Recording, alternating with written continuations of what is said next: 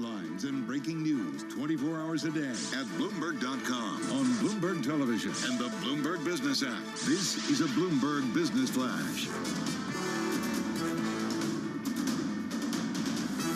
It's 2:41 on Wall Street. We check the markets all day long at Bloomberg. I'm Charlie Pellet. The Dow, the S&P, NASDAQ all advancing. We're off session highs, but still a 35-point gain right now for the S&P 500 index, up by about 0.9%. The S&P at 4124, the Dow up 270 points now. The Dow is higher by 0.8%, while NASDAQ does remain higher as well, up by about 143 points now. That is a gain of 1.2%. 10-year yield 3.71%, with the 2-year now yielding 4.53%.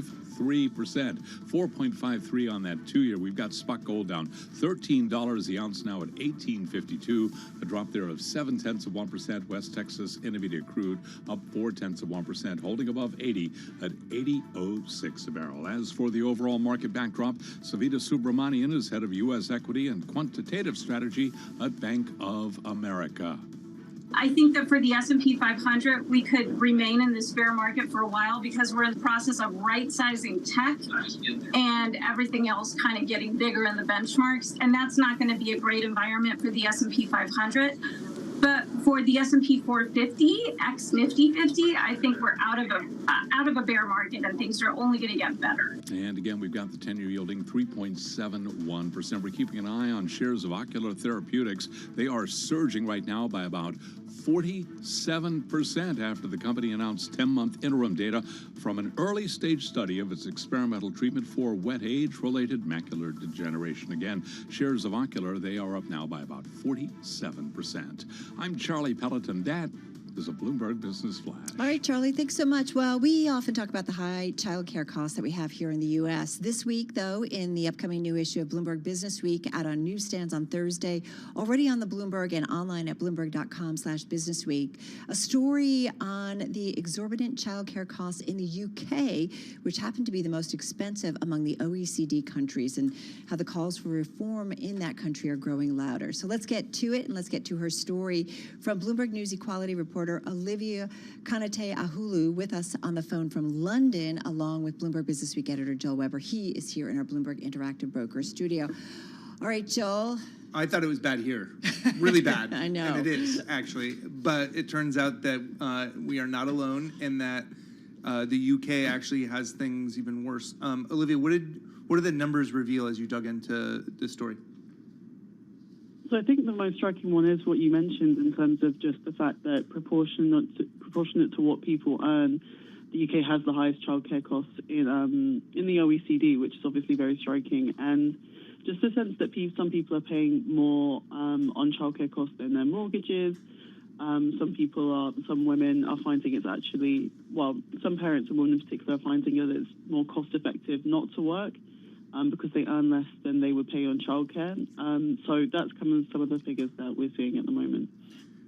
Okay, so if it's so expensive that people are giving up their jobs just to take care of their kids, that cannot bode well for the economy. And this is an economy that is already, I know the word Brexit maybe give you a little PTSD still, Olivia, but what does this mean for the economy? So one of the general effects, one of the things that people generally find is that when childcare is very expensive and when women are generally the people who will kind of take the hit and either cut back their hours or stay at home. And what we're seeing is that potentially could be the case in the UK. So what we've seen in the latest data available, that quite a few women left the workforce to stay at home, and that's kind of been roughly happening over 2022, which is kind of the first time that's happened in about 20 years. So that's quite concerning. And overall, what one report found that, that cost, if the UK had a similar female employment rate to Sweden, then, the economy would gain $177 billion dollars a year. So, that could potentially be quite a big economic win. Olivia, I think it's worth talking about why. Why are costs so high? Is this a function of supply? Because clearly you're seeing, demand is strong, but maybe decelerating with all these women leaving the workforce because the cost is so high. There must be a supply constraint hidden in here that's creating high cost of childcare. What is it? Well, that is part of it. So you do speak to women who, well, to parents where it's pretty normal for them, for example, to try and book a childcare place before they're born, and that kind of can be exacerbated depending on where you live. But if you talk to anyone in the industry, what pretty much everyone says without exception is that the way that childcare subsidies are structured basically means that although childcare costs are partly subsidised when your child turns 3 or 4, the cost of those subsidies aren't fully met by the government. So providers have to hike their costs in order to meet those costs, which makes anyone who's not getting those subsidies basically very, very, very expensive.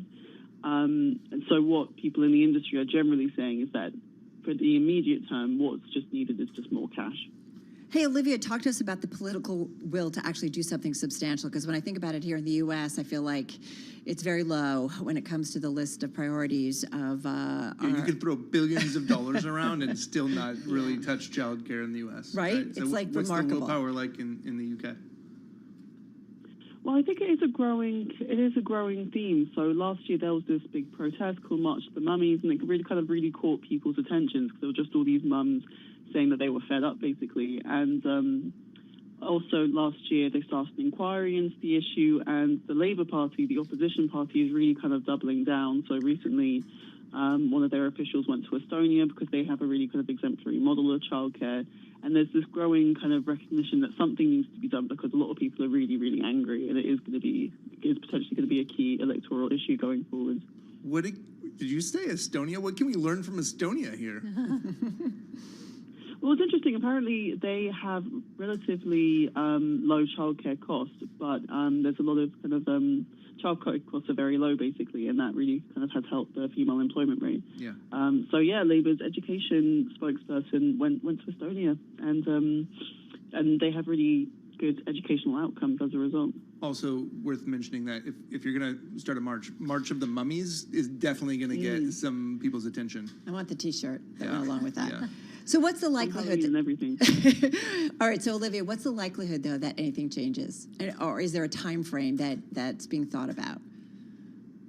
Well, the thing is that the next general election is in the next 2 years. So if major reforms are going to be done, then the clock is ticking. And what one study said is that most kind of liberal economies, which are similar to us, have had some kind of major reform of childcare in the past 5 years or so. But the UK, its biggest change was in 2017, and a lot of people have said that it made things worse. So what some people would say is that a change is overdue, basically.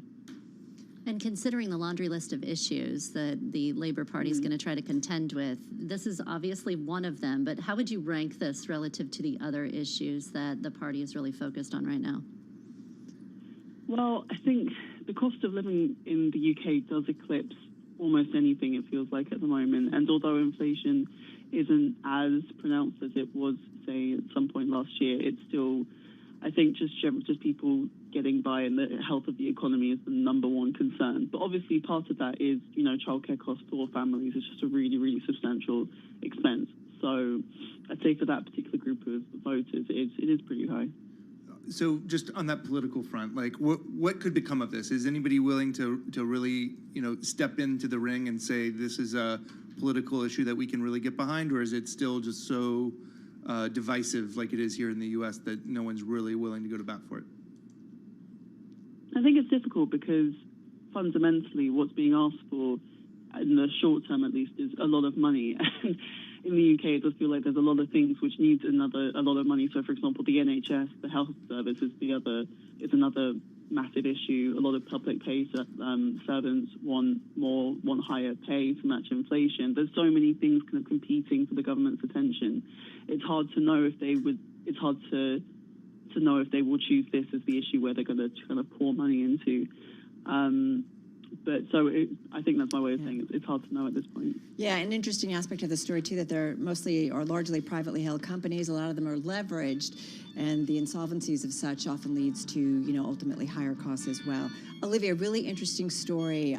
Olivia Kanateahulu, she's a quality reporter at Bloomberg News on the phone from London, along with the editor of Bloomberg Businessweek, Joel Weber. This story in the upcoming new double issue of Bloomberg Businessweek out later this week, but already on the Bloomberg and at Bloomberg.com. This is Bloomberg Radio.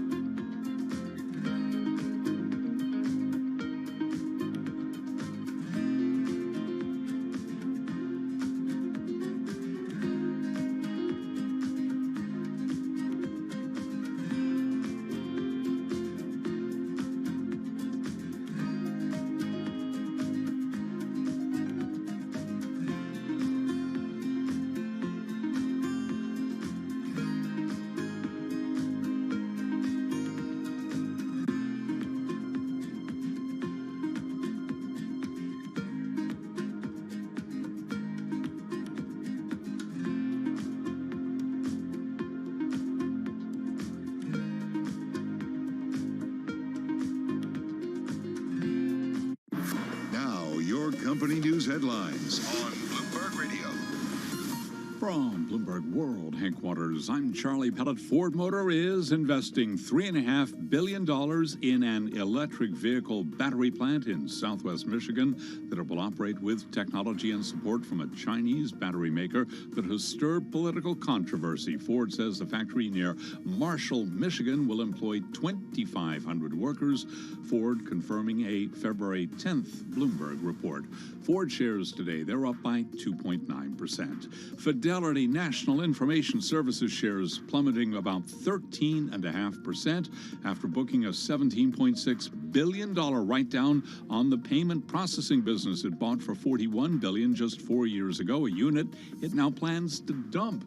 And with more on that story, here's Bloomberg's Steve Rappaport. Charlie, the spinoff is part of Chief Executive Officer Stephanie Ferris's plan to remake the financial technology giant. Since taking the reins in December, Ferris has carried out a wide-ranging review of its strategy, businesses, operations, and structure. The company has already eliminated 2,600 jobs and now plans to deliver as much as $1.25 billion in cost savings as part of her turnaround efforts. In addition to the spinoff, the company also released guidance on revenue and profit that fell short of analyst estimates. Charlie? And that's Steve Rappaport. The stock again down 13.6%. Speaking of cutting jobs, San Francisco-based Twilio, a maker of customer communication and marketing software, cutting about 17% of workers just months after a previous major round of layoffs. That stock today up now by 3%. Those are the company stories we're following. This is Bloomberg.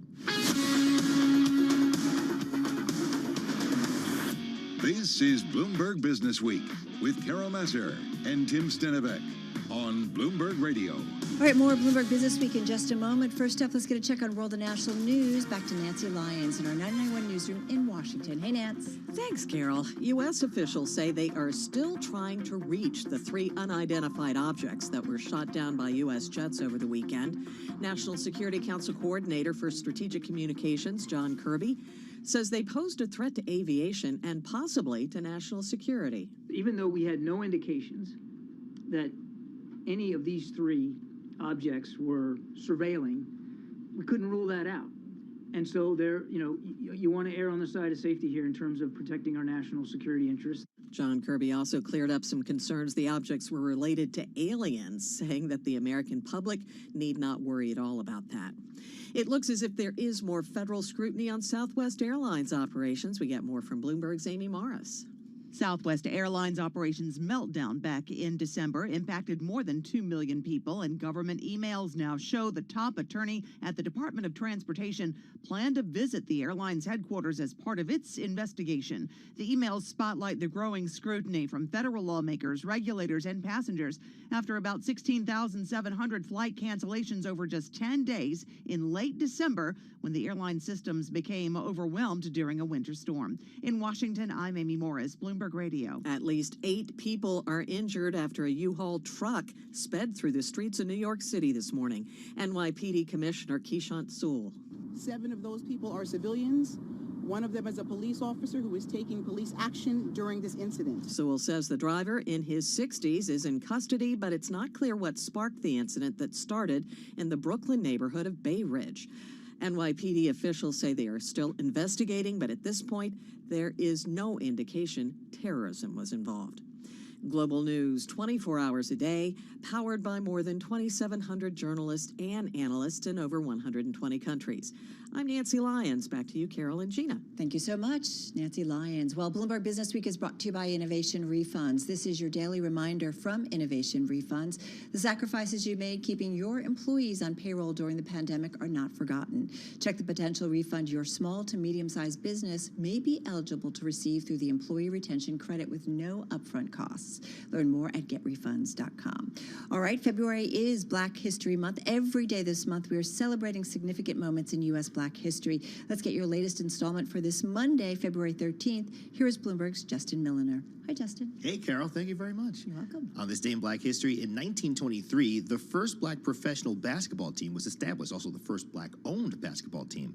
The New York Renaissance, or the Wrens, was founded by Bob Douglas in Harlem. He's known as the father of black professional basketball. He owned and coached the Wrens from 1923 until 1949, leading them to over 2,000 wins. That's including an 88-game winning streak in 1933. The team battled racial discrimination everywhere they went. They often slept on their bus because hotels and restaurants wouldn't serve them. Despite those bad conditions, the team won a lot. And though they disbanded before the NBA was integrated, they paved the way for black athletes in the NBA today.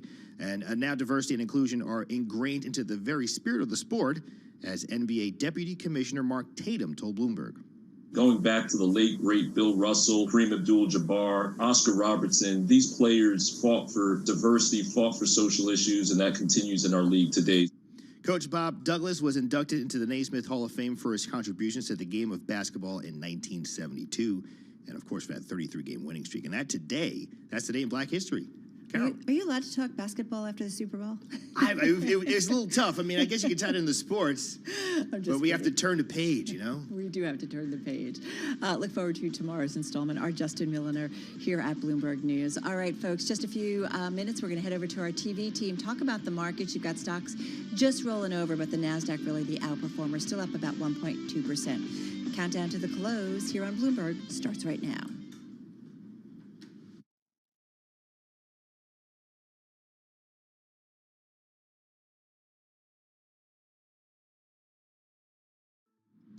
Countdown to the close. Bloomberg's comprehensive cross-platform coverage ahead of the U.S. market close starts right now.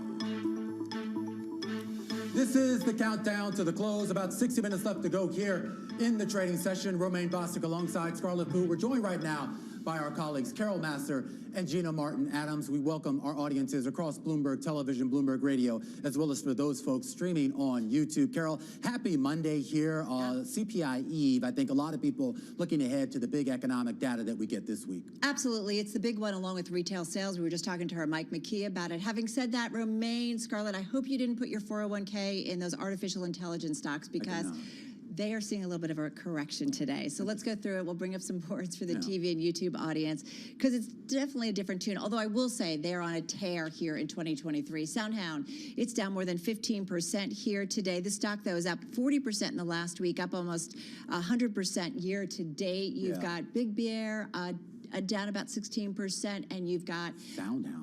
I never heard of them. It's got AI in its name. There you go. SoundHound AI, sorry. AI, Big Bear AI. CSAI is down about 8.5%. But again, Pets AI? Big Bear's up almost 500% year to date. But keep in mind, these are, that's a $4 stock.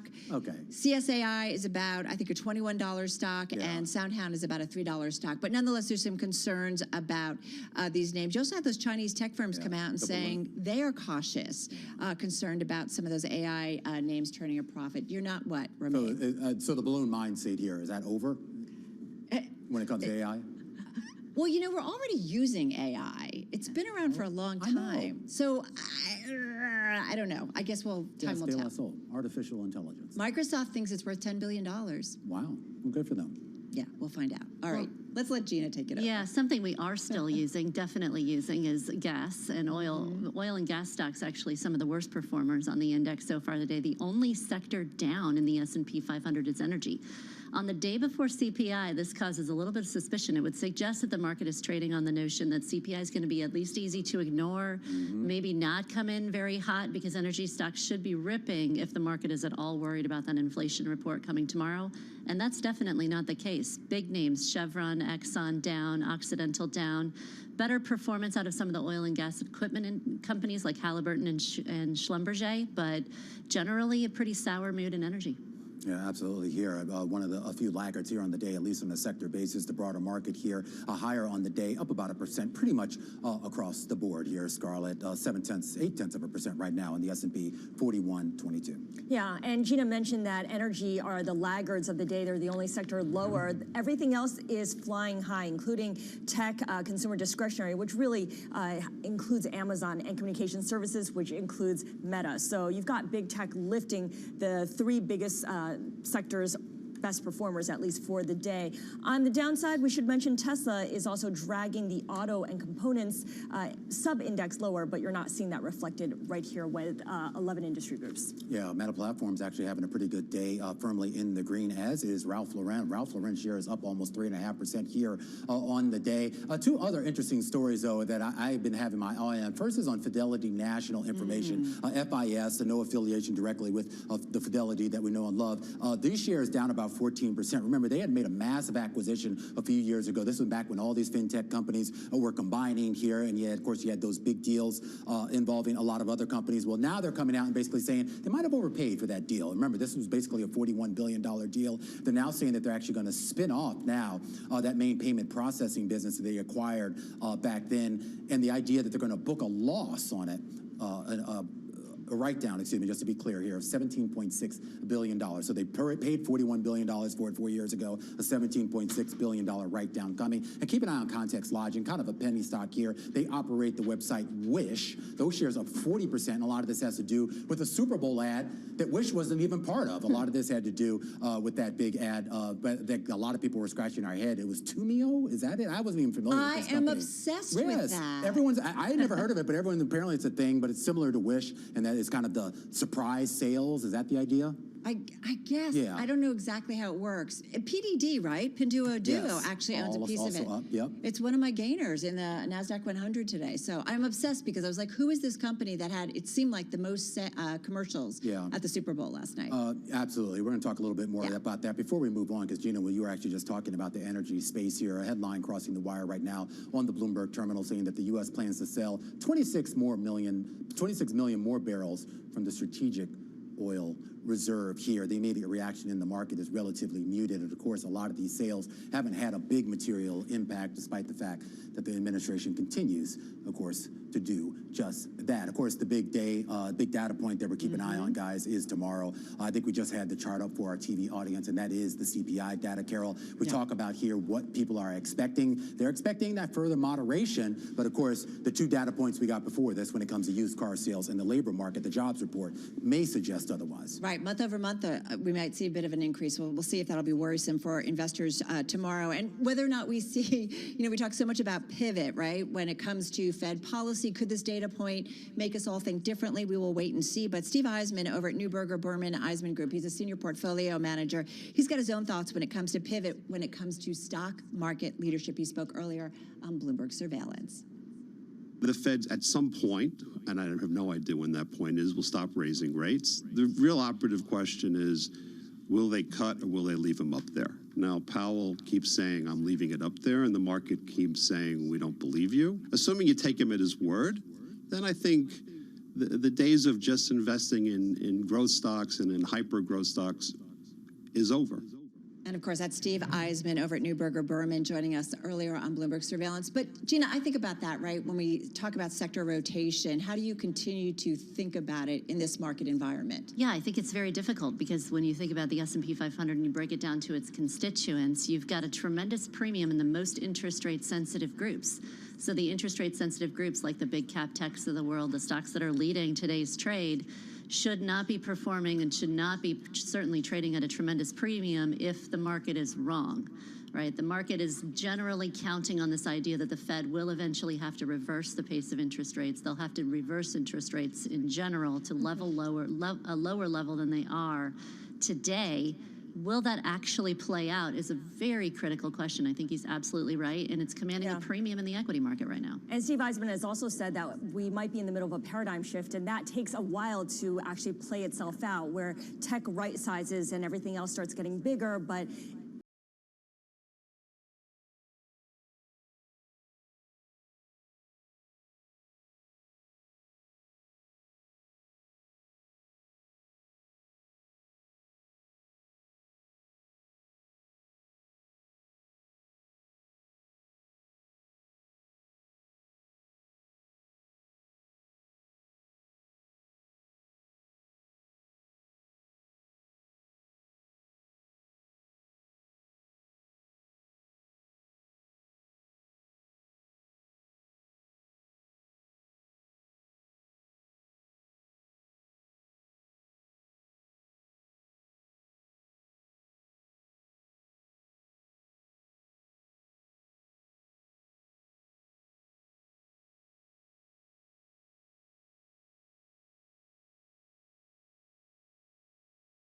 Accusations against the Biden administration, saying that the U.S. has sent billions over its territory more than 10 times since the beginning of 2020. I feel like, Gina, there's so many questions that are out there. What is certain, though, is that we have a new round of tensions between the U.S. and China. We want to talk about that and more with Bloomberg New Economy Editorial Director Eric Schatzker. He's back in our Bloomberg Interactive Brokers studio.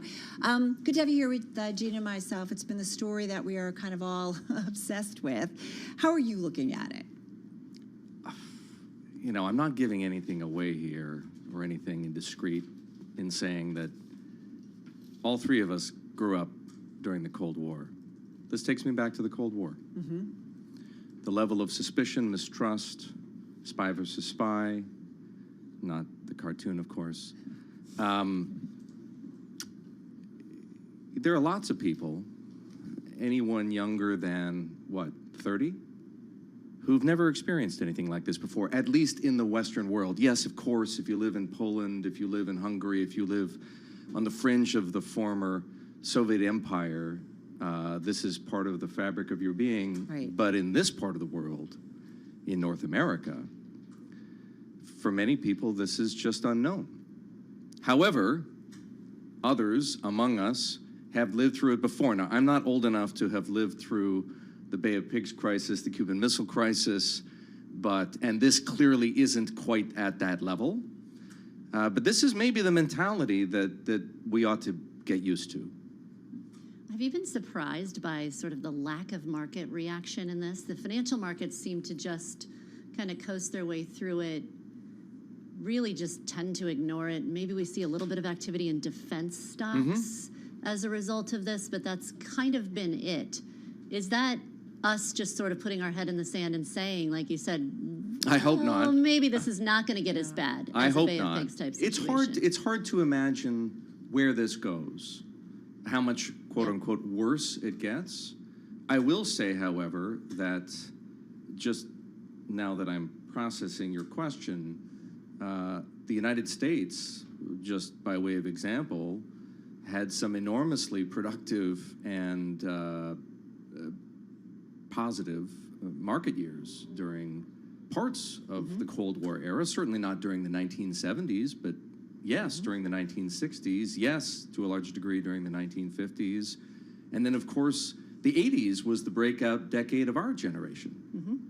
So, you know, I do think about, and I know something I think you've been thinking about is the commercial implications for U.S.-China relations. Always, so let's always. Yes, and through I the think about lens our of the new audience. economy, if you will. Yeah.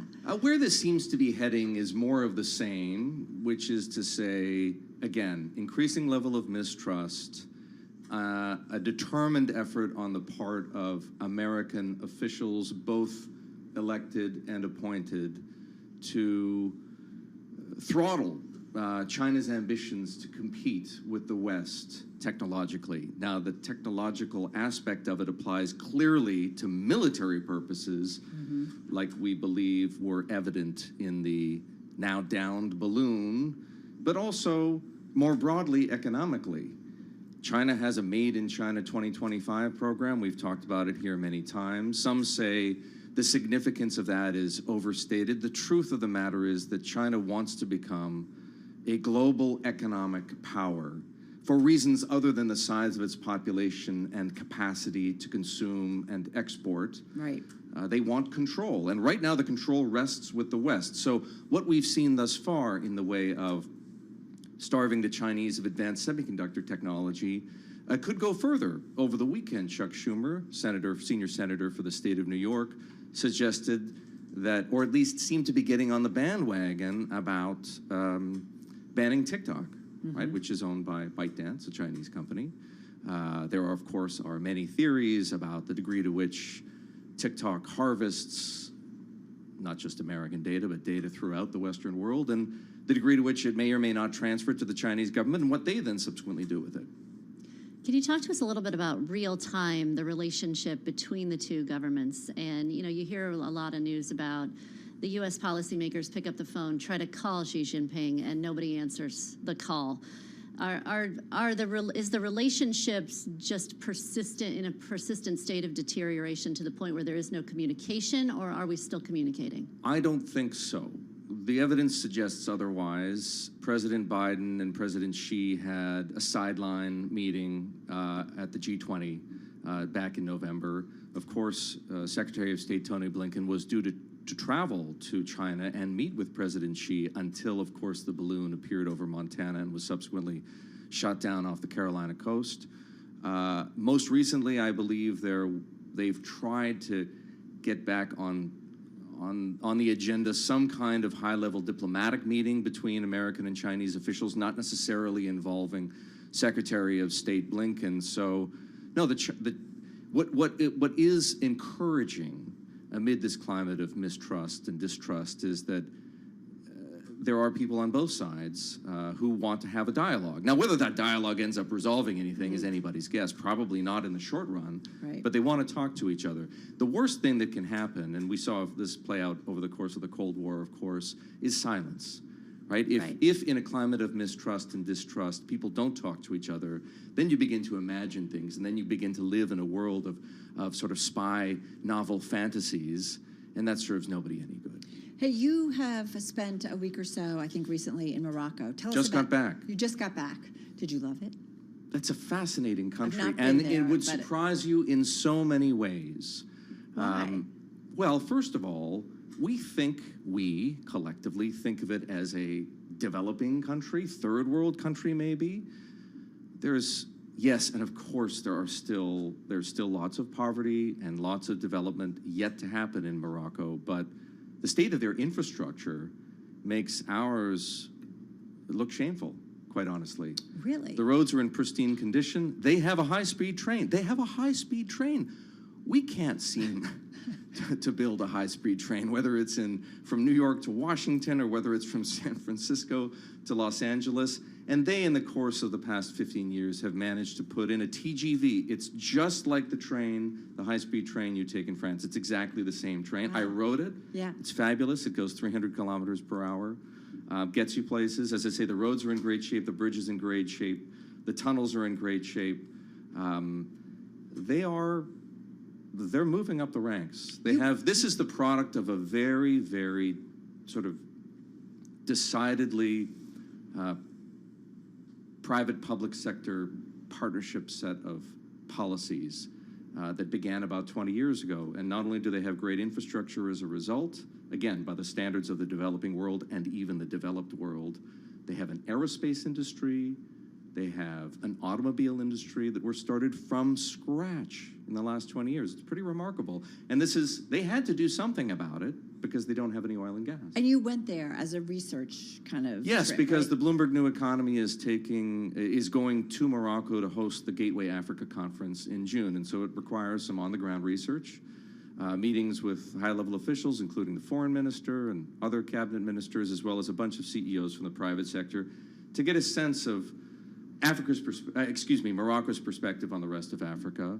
And of course, we did talk about China. Yeah. And for what it's worth, the Moroccans aren't interested in Chinese money. They think of it as easy money, which is to say money that comes with strings. Well, looks like it comes with no strings attached because they don't care about governance, they don't care about human rights, they don't care about the environment. But of course, it does come with other long-term strings attached, as many countries in the emerging world are just beginning to find out. The Chinese money that they got that they thought was great to build an airport, to build a port, to build a mine, isn't so great in the long run. At least that's how they feel. What other countries, now that you've piqued my curiosity on Africa, what other countries were you talking about with the Moroccans as sort of on that verge of great development, great change? West Africa, so for example, Mali, Senegal, Cameroon, East Africa, Kenya, Tanzania, Central Africa, Rwanda. Of course, South Africa is quite a developed nation, but those are countries with which they have a very active dialogue in a sort of pro-development and trust sense, countries they want to do business with. Did the power shortages in South Africa come up? I know that's been quite a crisis recently. They didn't even bring South that up. Africa could take a page out of Morocco's book. Morocco already generates 40% of its electricity from renewables. Love that. 40%. What a fascinating economy, right? Yeah. To see They knew what they had they're no oil and gas, and they got an early start. Got to leave it on that note. Thank you so much. Really appreciate it, and fun to bring in that angle. Of course, Bloomberg New Economy Editorial Director Eric Schatzker joining us in studio. You are listening and watching Bloomberg Business Week. Gina Martin Adams and Carol Masser, and this is Bloomberg.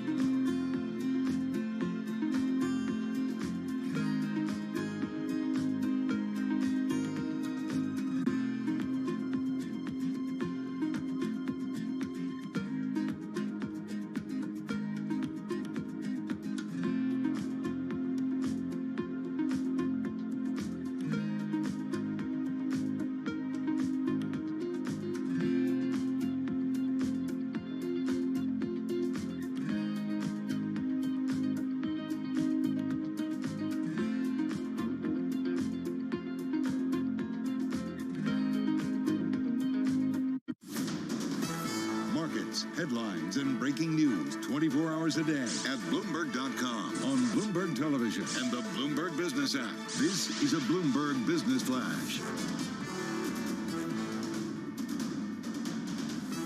It's 3:21 on Wall Street. I'm Charlie Pellet. We check the markets all day long at Bloomberg. The Dow, the S&P, NASDAQ, all advancing right now. We've got just about 38 minutes to go ahead of the closing bell. So let's head right over to the First Word breaking news desk for today's afternoon call.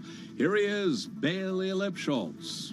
And good afternoon, Charlie. Stocks are gaining in a relatively quiet session with low trading volume. The Dow is up 310 points, S&P higher by 40, with the NASDAQ climbing 155 points. The U.S. 10-year yield is at 3.71%, and small caps are up 1%. 10 of the 11 main S&P sectors are trading higher, led by gains in tech and consumer discretionary, while only energy is trading in the red. NASDAQ biotechs rise 35 points, transports gain 90, semis are higher by 35, while the VIX is up 1%. Leaders in the Dow, Microsoft, Nike, and Intel, while United Health, Chevron, and Disney are the worst performers. FIS sank 14% after a soft outlook and plans to spin off its WorldPay unit less than 4 years after acquiring it. In other news, Liberty Global said it took a 4.9% stake in rival Vodafone. Oracle and Uber announced a 7-year cloud partnership, and Twilio rose on plans to cut 17% of workers just months after a previous round of layoffs. Wrapping things up, look for earnings from Palantir and Avis after the bell. Live from the First Word Breaking News Desk, I'm Bailey Lipschultz. Charlie? Okay, we thank you very much, Bailey Lipschultz. And to hear live breaking news over your Bloomberg, type squawk, SQUA, on your Bloomberg terminal. I'm Charlie Pellet, and that is a Bloomberg Business Flash. All right, Charlie, thank you so much. This next story is today's Big Take and Big Take podcast. You can find it at Bloomberg.com or wherever you get your podcast. Don't miss also the Big Take on Bloomberg Radio. That's weeknights at 11 p.m. Wall Street time. At 11 p.m. Wall Street time. So you want to know what the story is, because it also happens to be one of our most read. It's about how global cities and businesses are still struggling to get workers back into offices and the economic cost of not being able to. And it's really pronounced when you think about Manhattan. So let's get to it. In our Interactive Broker studios, Emma Court, she's a reporter at Bloomberg News. She and some of our colleagues here wrote this story, and she joins Gina and myself. So, all right, break it down to us, because I keep talking with executives. Like, people are coming back, but it's a lot of hybrid work still going on, especially here in New York City.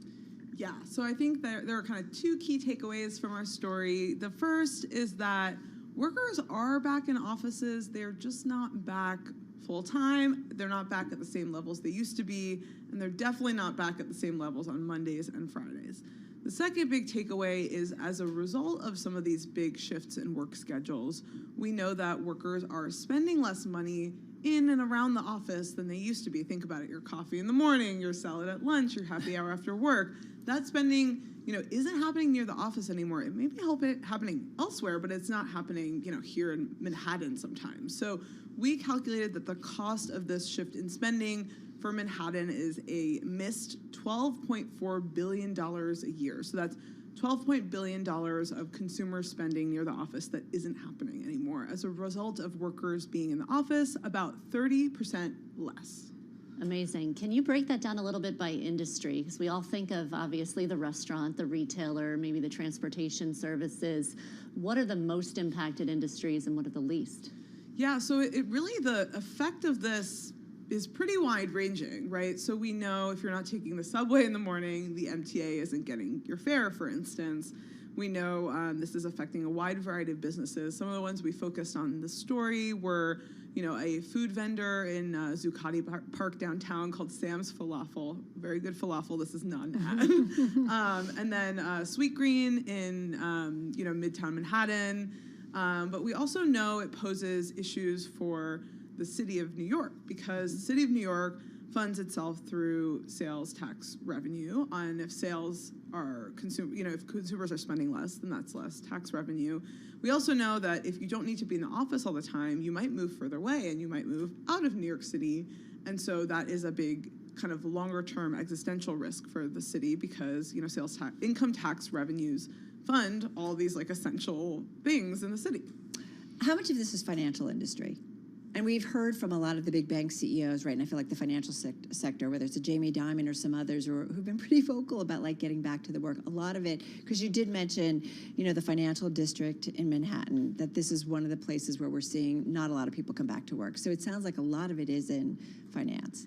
It's really the business districts. So like if you think of the areas in New York City where they're kind of animated each day by people coming in and not a lot of people live there, this is really what we're talking about. We're talking about the financial district in downtown Manhattan, and we're talking about Midtown Manhattan predominantly. Can we dig in a little bit to sort of the transportation issue? We talked a little bit about this offline, but I'm just fascinated by this idea that, the subway has to run no matter who's on it, and they're not going to get any riders on Monday and Friday. I know you mentioned that they are responding to that to some degree, but how much is the MTA really just quaking at this notion that we're not going to get back to 5 days a week? It's a huge problem. It's a huge problem. And in fact, if you think about the MTA, right, they need fares to sustain their operations. And they've said they are facing this really long-term problem because they don't expect ridership levels to come back anytime soon. And so they're looking, staring down big, billion-dollar deficits over the next several years. And they need to fill it somehow. So that might mean, they've said, fare increases. It might mean service cuts. In fact, they're already talking about cutting service on about 7 train lines on Mondays and Fridays when people are working from home, including the 1 train, the L&F trains. These are, kind of commuter trains, right? These are people typically coming from other parts of Manhattan or Brooklyn, Queens, the Bronx, taking these trains into the city, and they're not doing that as much anymore. Problem, of course, with that is there are still a lot of people who do need to work in person 5 days a week.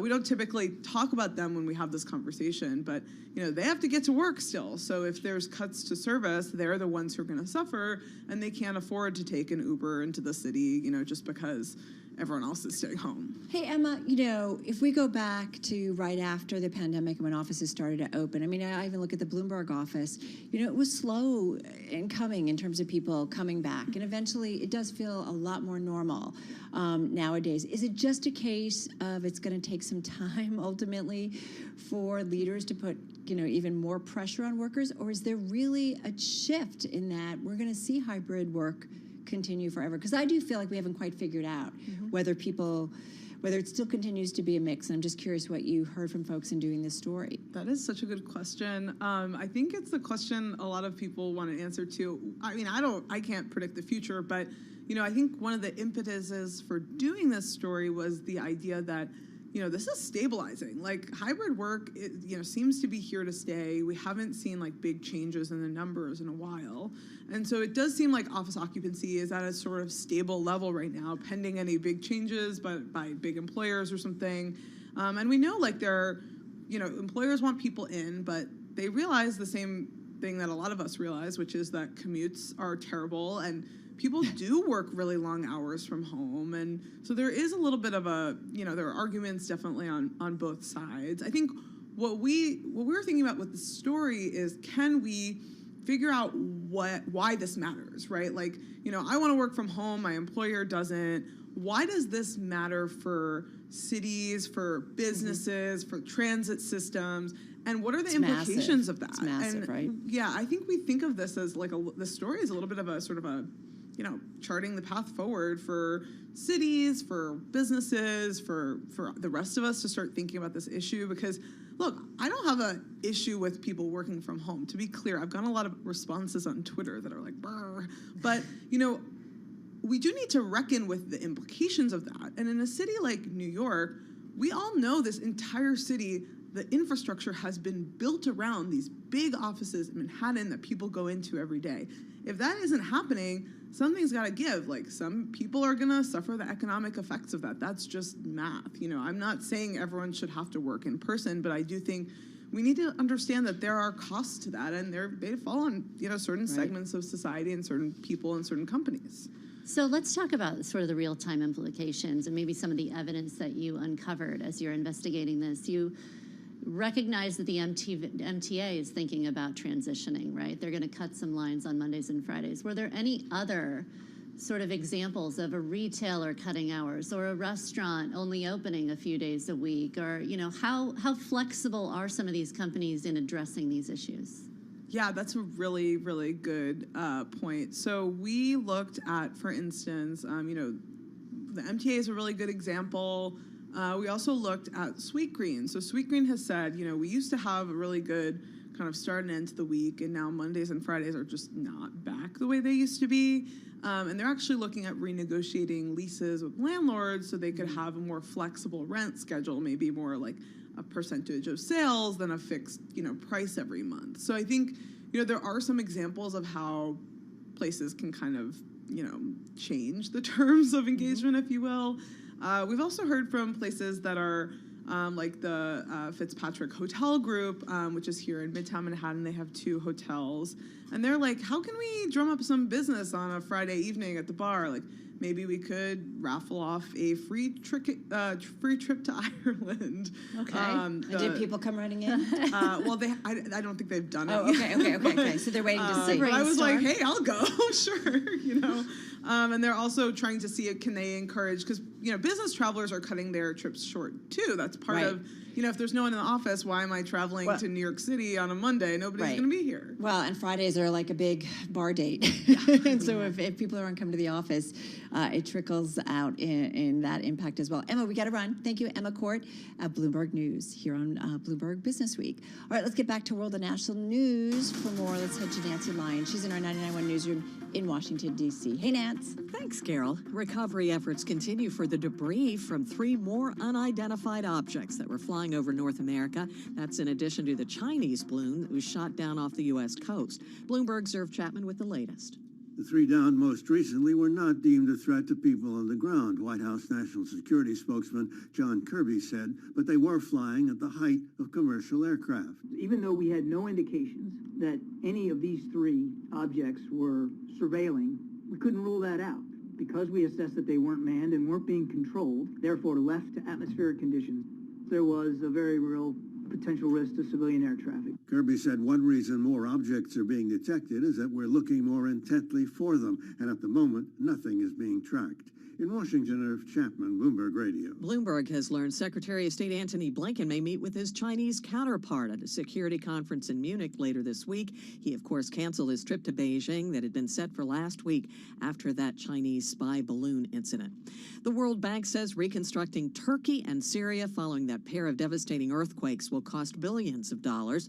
The institution has already pledged roughly $1.8 billion of funding for Turkey and is attempting to provide some aid for Syria. Bloomberg's Simon Demikan says government officials are also coming under increasing criticism for how they handle the crisis. Survivors and opposition parties are saying that the government was just ill-equipped and too slow in responding, especially on the first day, missing a critical window of saving more people. And there's also huge complaints about shoddy construction. Again, Bloomberg's Simon Demikan reporting from Istanbul. Global news 24 hours a day, powered by more than 2,700 journalists and analysts in over 120 countries.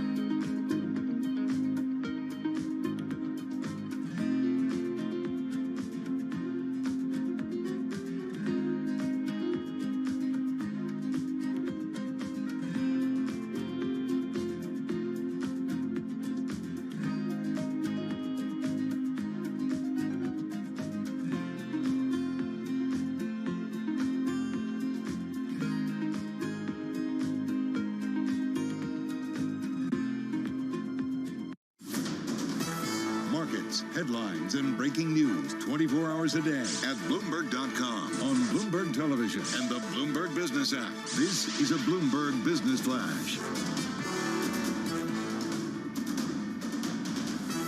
It's 3:41 on Wall Street. I'm Charlie Pellet. We check the markets all day long at Bloomberg. The Dow, the S&P, NASDAQ pushing higher. Just about 19 minutes to go before that closing bell clangs on Wall Street. And right now we are at or near session highs. S&P up 44, up 1.1% ahead of the CPI report tomorrow morning. The Dow up 359 now. That is a gain of just about 1.1%.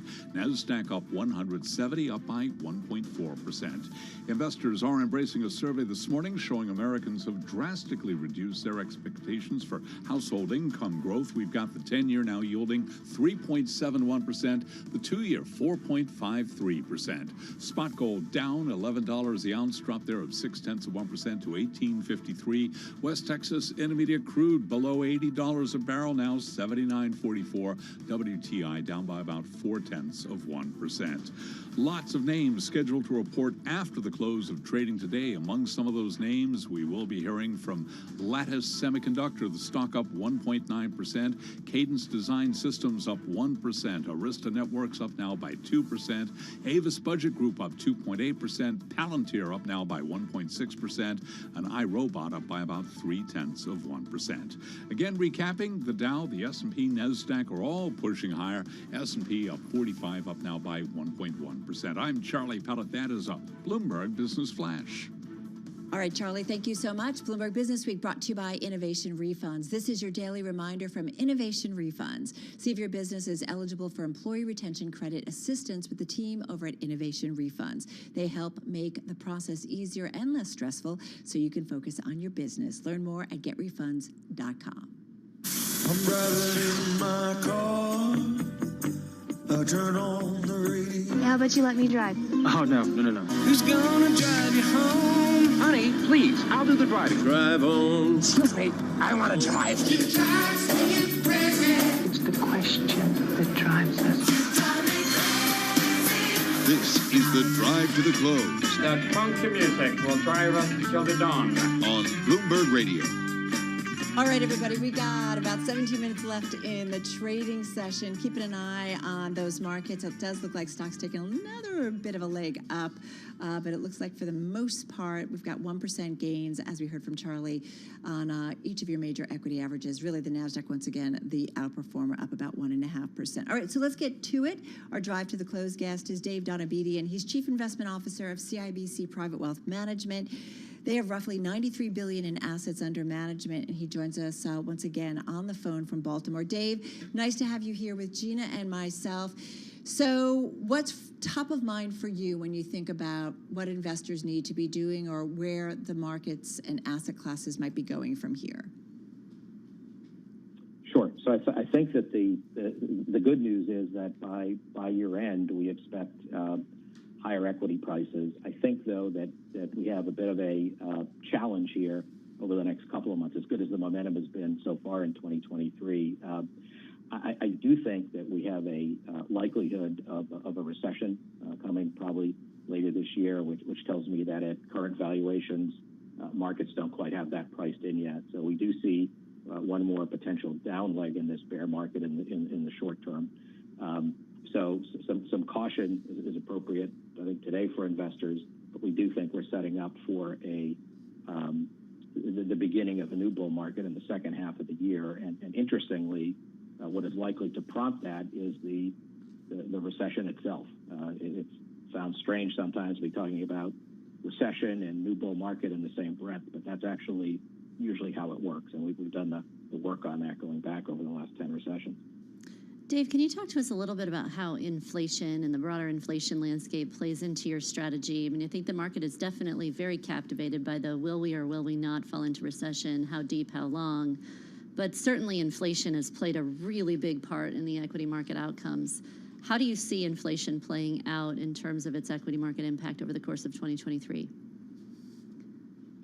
Sure. So we had actually a commodity hedge in place starting in early 2021, right through late 2022, because we believe that we're going to see this inflation acceleration We took that out of our asset allocation models because we believe inflation has peaked and is on a downward trajectory. I expect that to continue here for at least a few more months.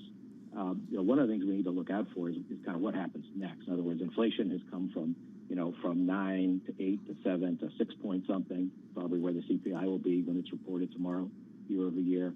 There's a chance that we go down quickly below 4%, but then inflation kind of gets stuck. And it doesn't go down to 2 or 2.5 like the Fed wants. So that's a potential dilemma for the Fed, kind of later in the year that we have our eye on and would probably not be terribly well received by either stock or bond markets. And if inflation does get stuck in that 3 to 4% range, do you see that as consequential for your strategy longer term? Does that mean you lean into value, you lean into small caps? What are your thoughts on sort of a broad market strategy in a stuck kind of inflation landscape?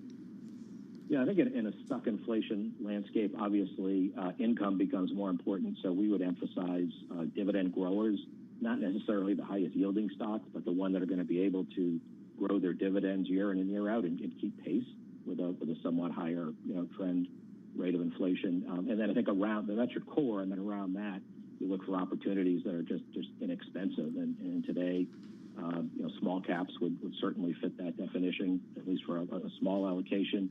And then the other area that's both cheap and where you can find more yield are in the international equity markets, particularly the developed international markets, many of which have higher payout ratios than the S&P 500. Hey, one thing, Dave, Rich Miller of Bloomberg Business Week wrote a story about, forget the hard or soft economic landing, meet the rolling recession. And this whole idea of you're going to see, different segments of our world and our environment go through recession. We've already seen it with housing, right, because of higher mortgage rates, and then it'll move on to another recession.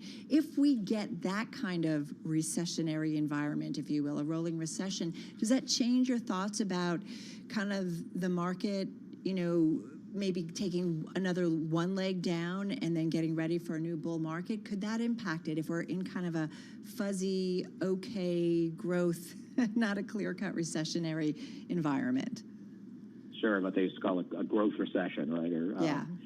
It would change it somewhat, but not a lot, because we're not just interested in GDP and whether it's growing or not. It's how does that translate into earnings? And as much as the earnings estimates for 2023 have been coming down over the last couple of months, we think they're still too high. And even let's call it a growth recession or stagnation environment, something short of a recession were to happen, still probably going to translate into a down year for earnings. And we've looked at that possibility of the rolling sector recession, and it could happen, but there are so many leading indicators that indicate a more general recession that it's kind of overwhelming. We've had an equity bear market. That's a very strong forward-looking indicator. Deeply inverted yield curve. Obviously, tighter liquidity for a number of sources, and even the old index of leading economic indicators has tilted way into negative territory. So it's possible we don't have a statistical recession, but you have to very much build a this time it's different argument to say that. What are the biggest concerns within your client base right now? Are they also mostly concerned about recession, or are they still talking inflation? It's some of both, and where those two things converge, obviously, is what is the Fed going to do, right? How are they going to process inflation risk versus recession risk? So we had a lot of questions about how many more rate hikes, and is the Fed going to raise rates a little bit more and then pause, or are they going to start cutting rates right away? And our view there is that we've got probably 2 more rate hikes, and then a multi-month pause from the Fed. So there may be a little bit of disappointment that you don't go right from the last rate hike to rate cuts, which historically that's happened before. I just don't think the circumstances we have now warrant it, because I don't think inflation is going to come down quite fast enough for the Fed to be able to pull that off. So point being, we're going to peak at a fairly restrictive point of monetary policy and stay there for months. All right, we're going to leave it on that note. Dave Donabedian, Chief Investment Officer at CIBC Private Wealth Management, joining us on the phone from Baltimore. Just got about 10 minutes left in the trading session. You are listening and watching Bloomberg Business Week, and this is Bloomberg Radio.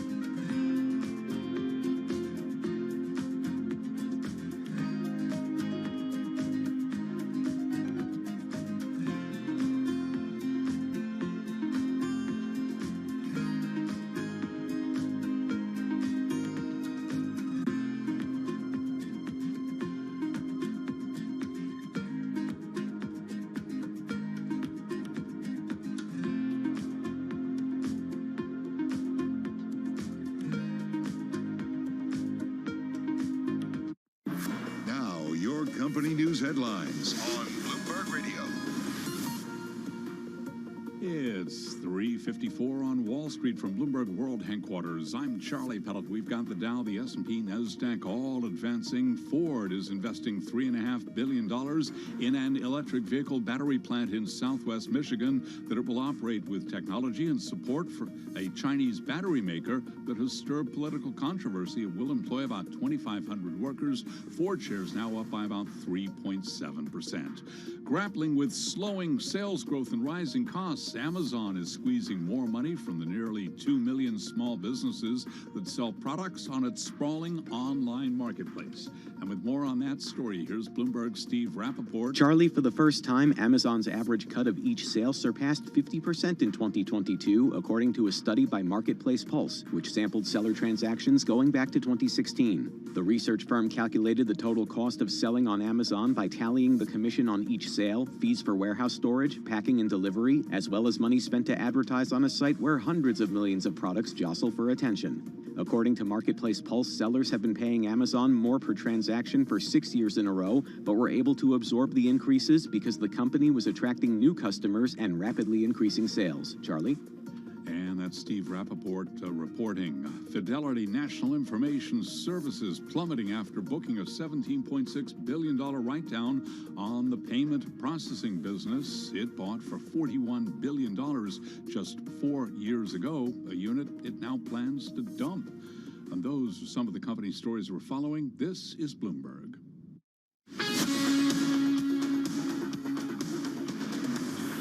You're listening to Bloomberg Business Week with Carol Messer and Tim Stenevec on Bloomberg Radio. All right, everybody, you are listening and watching Bloomberg Business Week on this Monday. As you know, Tim is off for a little bit.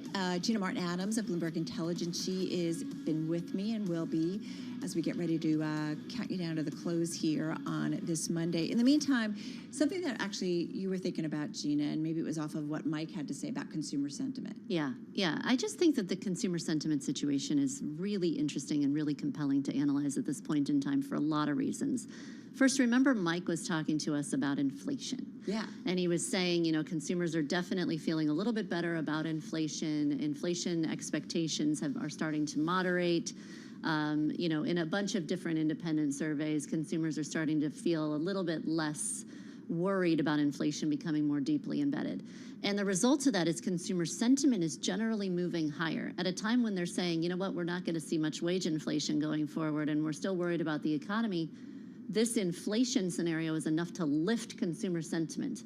Now, what's really interesting about that is consumer sentiment always makes its low in the early stages of recession. Oh, really? And you can go back, and we made it really deep low in 2022. I mean, we're talking new lower low levels of consumer sentiment, even relative to 2009's financial crisis, even relative to the early 80s recessions, which were pretty tremendous and quite damaging on the consumer psychology for sure. We made a lower low on sentiment, the lowest low we've seen in quite some time in 2022. What does that mean about recession? If inflation is easing back and that's enough to create a little bit of firepower for consumers, they feel a little bit better about the outlook. Right. What does that mean for the economic outlook? I just think inflation is having this really bizarre impact on so many things right now. And I think we're struggling to handicap it. But if consumer sentiment has made its low, it suggests we're probably closer to the end rather than the beginning of this recession that we've all been waiting for. Which is very interesting with what we heard from Dave Donabiti and this whole idea. I mean, he's talking about maybe, kind of coming to the end of it, maybe another leg down, but he's talking about another bull market, kicking off underway. And that would kind of fit into what you're saying. Yeah, and it fits with the earnings scenario, too. The earnings stream has been telling us we've been in recession and are going to dig our way out this year. On us? Moderately. Let's not get too ahead of ourselves, but moderately. All right. Sit tight, everybody. Gina and I are going to come back. We're going to check in with our TV colleagues, talk about the market close on this Monday as we see stocks pretty much holding on to most of their gains of the session. We've got a bit of a rally underway. All right. Right now, we're going to head over to our TV colleagues.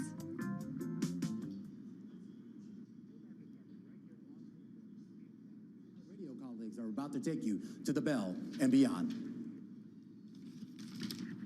Beyond the Bell, Bloomberg's comprehensive cross-platform coverage of the U.S. market close starts right now. And right right now, we are 2 minutes away from the end of the trading day. Romaine Bostic, Scarlet Fu, counting you down to the closing bell, here to help take us beyond the bell. It's a global simulcast with Carol Massar, Gina Martin Adams in today for Tim Stenovic. Welcome to our audiences across Bloomberg Television and radio, as well as for those folks streaming here on YouTube. A roller skating jam named Monday, Carol Massar. What? Tuesday is the big day. Prepare yourself. Are you For going to Valentine's Day?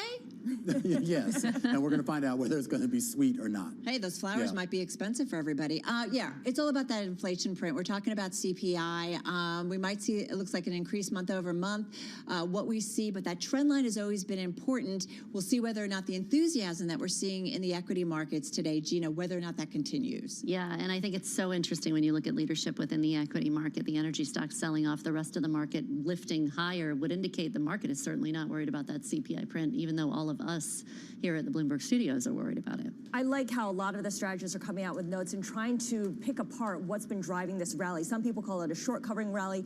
Others have pointed out to some central bank liquidity injections.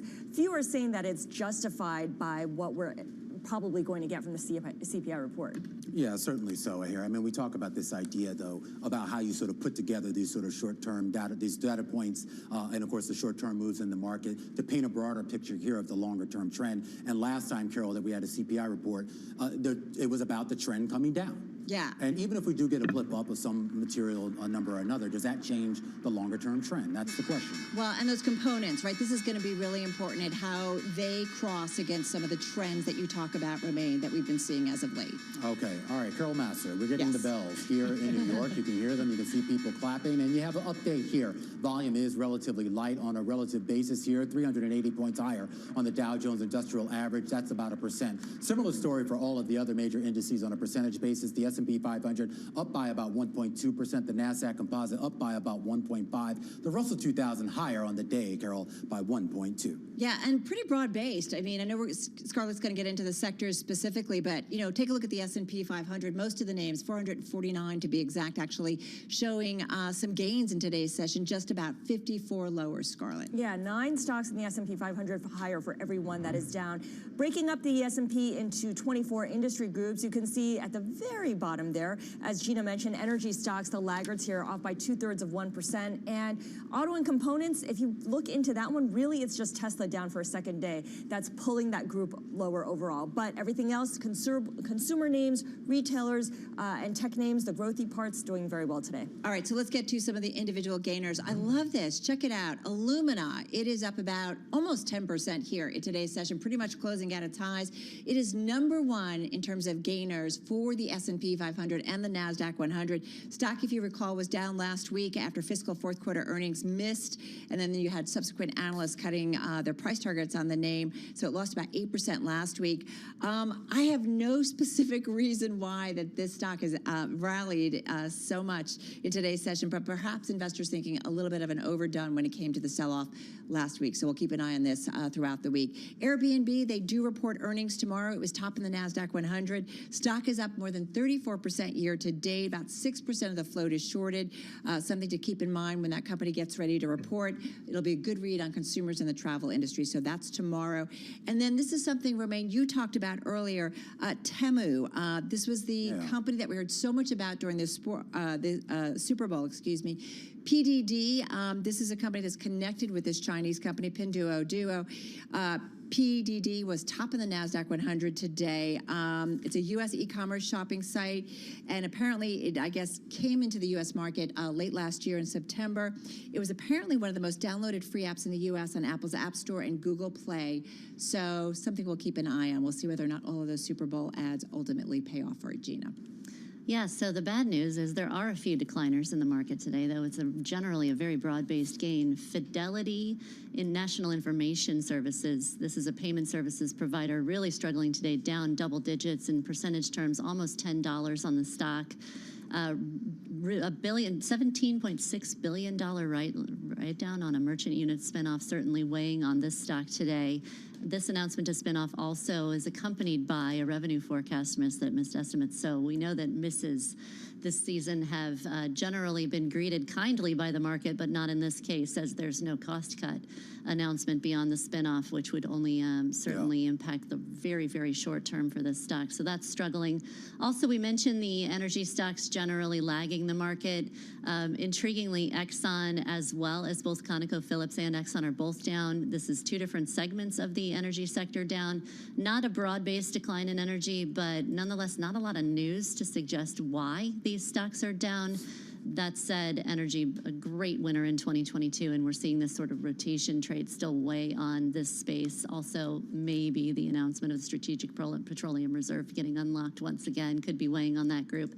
And then finally, you really can't get away from it, but Adani, still one of the biggest losers in the broad capital markets, the broad equity markets. This Adani shock just keeps rippling through the system, the latest being the growth target and CapEx cuts announced after the Hindenburg repair moves. So not a lot of love for Adani today either. I'd say add one more mover there. Avis Budget car, of course, the ticker rose about 3% during the cash session, up about another 7% here in after hours, trading those earnings crossing the wire. And it appears to be a beat here on both the top and the bottom line numbers. 4Q numbers for revenue coming in at about $2.8 billion. That's ahead of what the street was looking for. And the adjusted EPS coming in at $10.46 a share. The street was looking for $6.45. All right, let's pivot back, of course, to the broader story here, which, of course, is on the big jobs report tomorrow and the positioning that we saw in the yield space today. You see it there. Everyone right now looking at the shorter end of the curve. The 2-year yield still camped out right around 4.5% here. Your 10-year yield, you did see some buying in that space, which actually pushed yields lower, down about 3 basis points on the 10-year, 4 on the 20, and about 4 on the 30-year yield. That is the setup, guys, into tomorrow's CPI report. Yeah, and of course, this follows on the heels of stocks and bonds' worst week so far in 2023. Even those who don't necessarily believe inflation will be tamer than expected, you wonder how much they need to go along with the positioning that this is going to be a good report for equities, because so many other people are positioned that way, and you can't afford to be offsides for that long. Well, and I think what's really key to see what happens with yields ultimately, right? We've seen some really significant moves over the last week or so, and I do wonder, we've stuck to some extent within a certain amount of a range. Do we find ourselves in a new range? Do we stay there?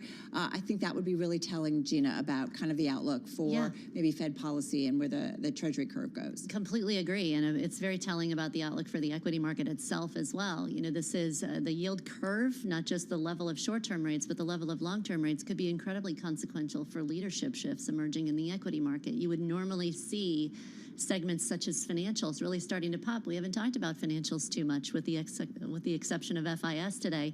It's just been kind of the sector that's kind of gone along to get along, where the fireworks are still all about tech and energy. But if the yield curve starts to really move, we should see more action in the financials. Of course, we continue to focus on the micro more earnings crossing the wire. This on Palantir. The share is oscillating between gains and losses here in after-hour trading, with 4Q adjusted EPS coming in at 4 cents a share. That's actually a surprise here. First profitable quarter that the company has posted as a public company. The street was looking for 2.9 cents. We should point out that their guidance going forward, 2023 revenue, $2.18 billion to $2.23 billion. That's the forecast they're giving. The street estimate on average was right around the top end of that range here.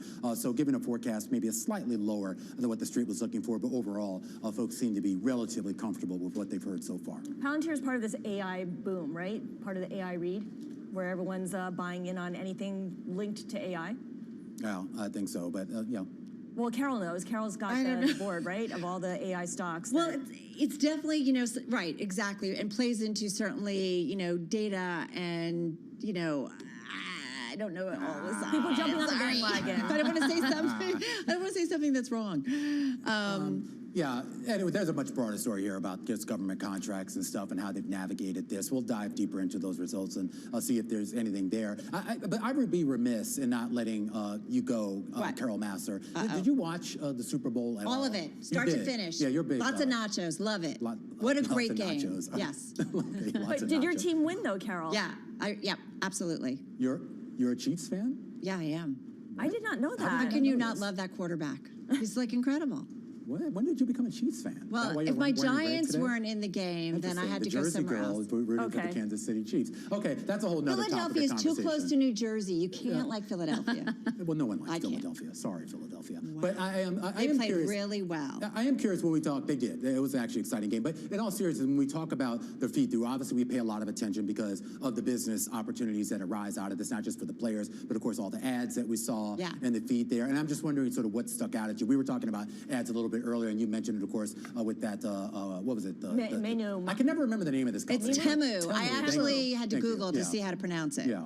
I just think it's interesting, right? And that's why I mentioned Pinduoduo, which rallied and it was top in the NASDAQ 100, a Chinese company, right? We often talk about it, and that's that owns talk about it, yes. China. You know what, Romaine? Important to the global economy. It's a big economy. No, but I think, wow, like where did this company come from? Is this a name that we're going to be talking about in the future? I don't know. Is anyone talking about the other ads? You know, which one? Dunkin', the car commercials. Doritos. How many ads does Serena Williams have? I feel like she's selling everything now. Dunkin' Donuts, J-Lo, and Ben. Yeah, that's I right. kind of really love that. That was a good one. Yeah, it was. Yeah, All right. They needed the boost. All right, we're going to get yelled at if we don't run. So we will be back. We'll figure out that Palantir and AI thing. We'll get to you. That I can download? All right. I don't hear anything, Romaine. I hear nothing.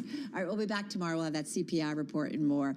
That'll do it for our cross-platform coverage, radio, TV, Bloomberg Originals, and YouTube. We'll see you again, same time, same place tomorrow. I got a double dose 'cause I'm Dr. Love. Well, I'm Dr. Love. Baby, I could treat you good. All right, everybody. As we've said before, ChatGPT is the AI world's new it girl. And we're going to talk about how it applies to feeling good maybe in the medical world. William Blair analyst, by the way, Ryan Daniels, weighing in today saying he believes ChatGPT applications are abounding across all industries, including healthcare. And he specifically said that Doximity is an early adopter of ChatGPT via DocsGPT. And talks about monetization efforts, though he says that it's too nascent to have concrete use cases yet. So we'll see what our next guest has to say, because lucky for us, we have back with us Anna Bryson, CFO at Doximity. It's about a $6.3 billion market cap, online healthcare resource platform, and she joins us once again on the phone in San Francisco. Anna, nice to have you here with Gina and myself. So let's talk about the business. Tell us how things fared in the last quarter and how it looks in the current quarter. Sure. Well, thanks so much for having me again, Carol and Gina. It's really nice to be here. At Doximity, we're proud to be the leading digital platform for U.S. medical professionals. And across the board, business is performing really well. We had a record quarter in Q3 in many ways.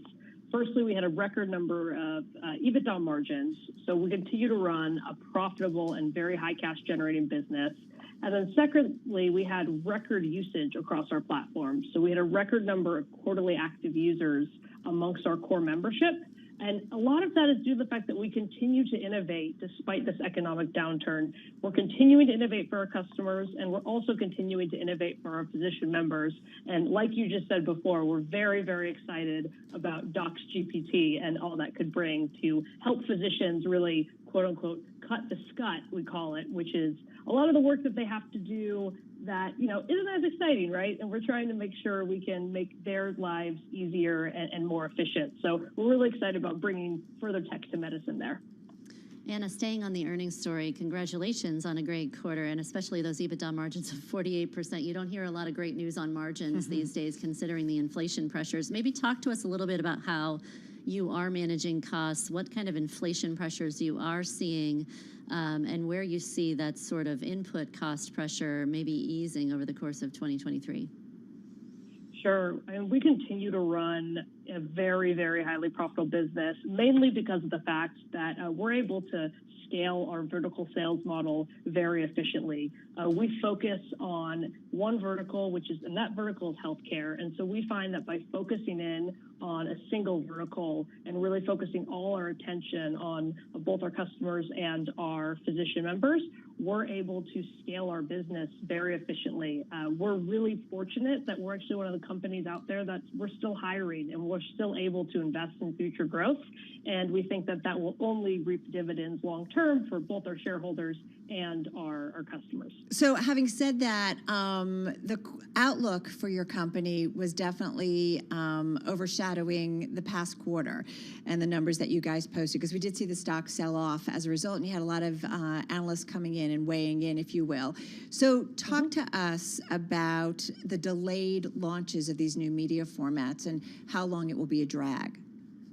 Absolutely. Yeah, we did launch 2 large new products for our customers, which we are really proud of our new product launch. We always focus on continuing to innovate for our customers.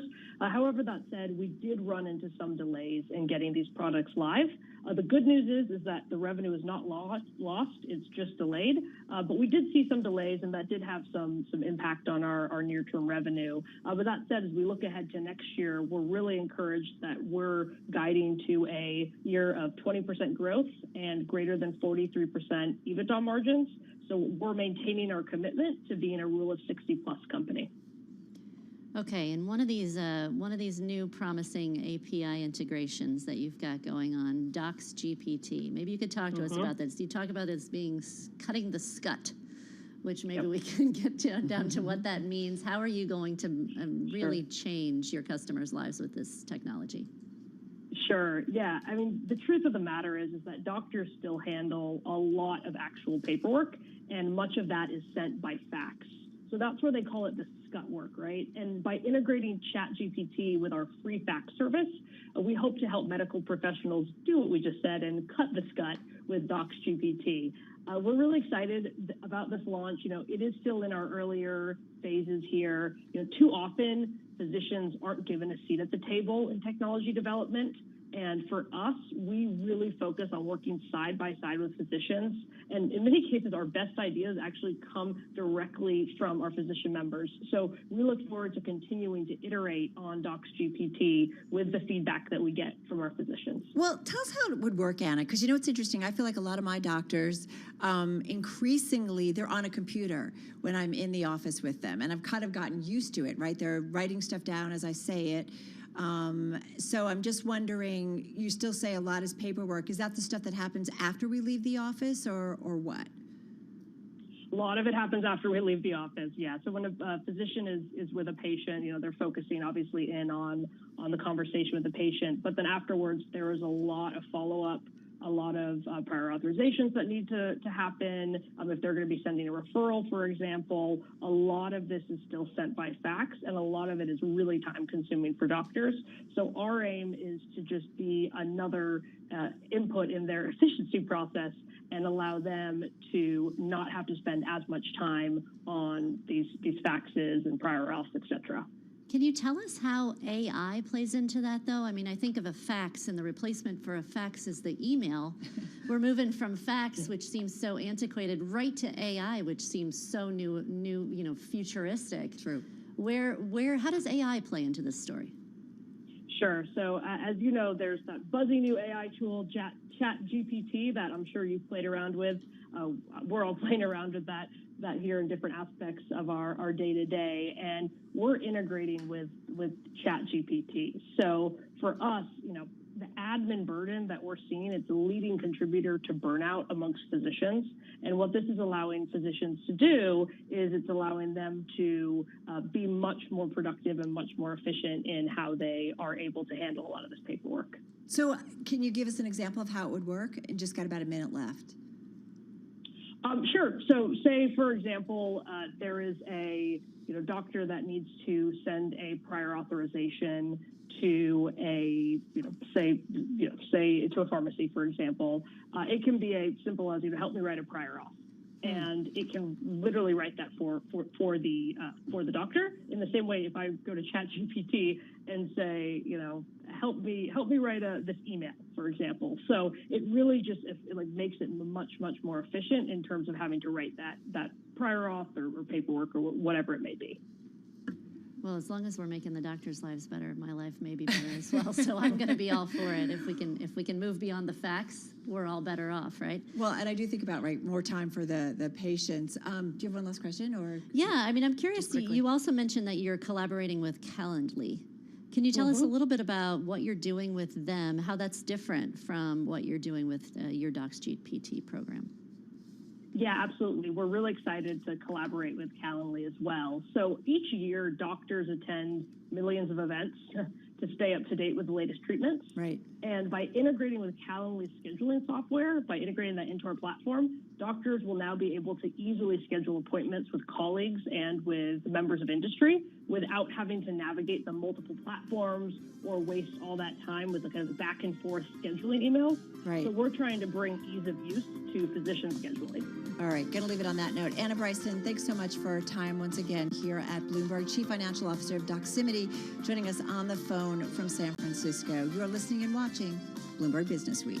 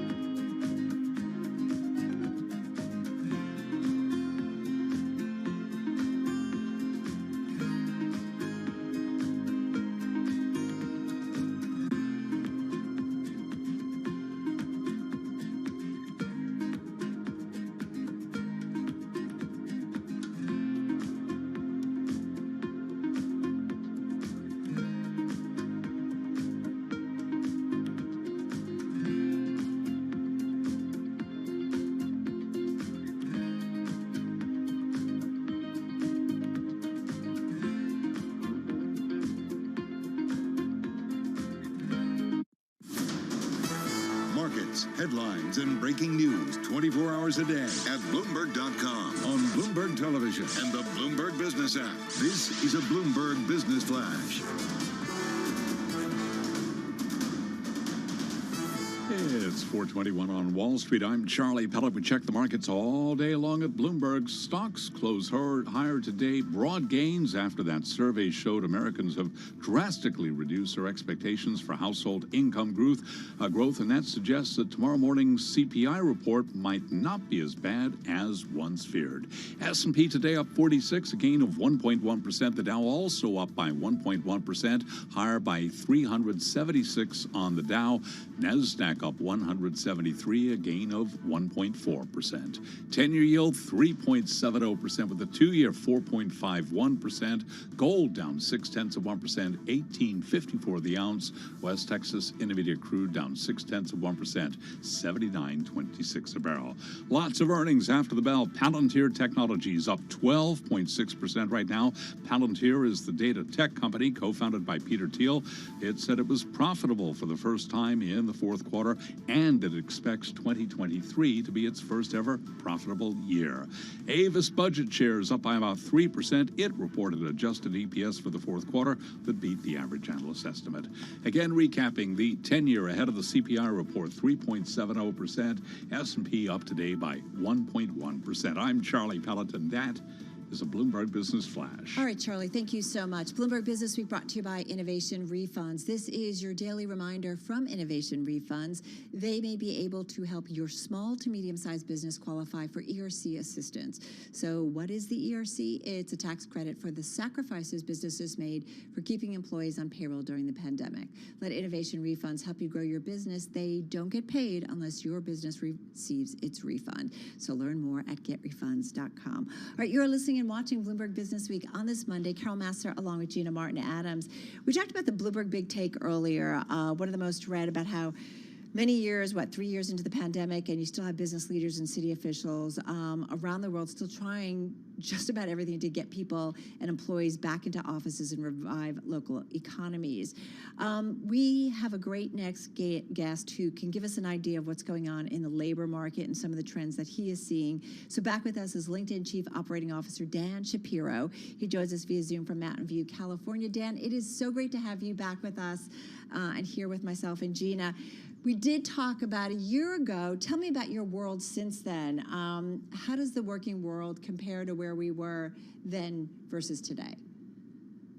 Sure, great to be back. And it's a topic on the minds of many people and many executives all over the world.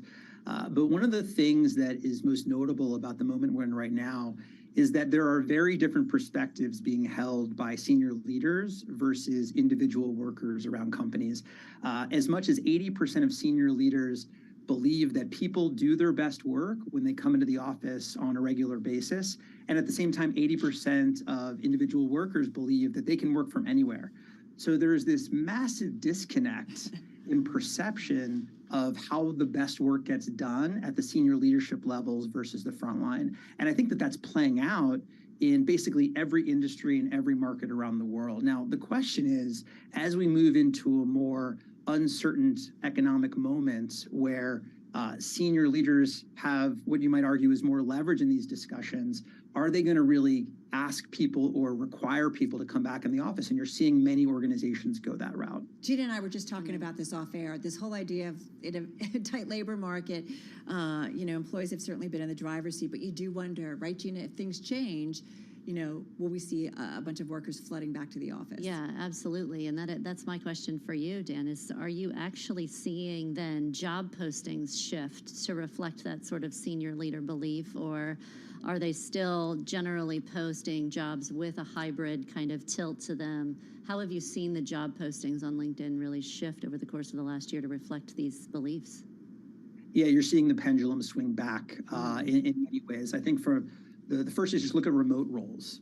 So right now on the LinkedIn platform, the applications to remote roles is well in excess of the number of job postings for remote roles. And I think it might have been about a year ago that we saw remote roles on LinkedIn peak at about 20%.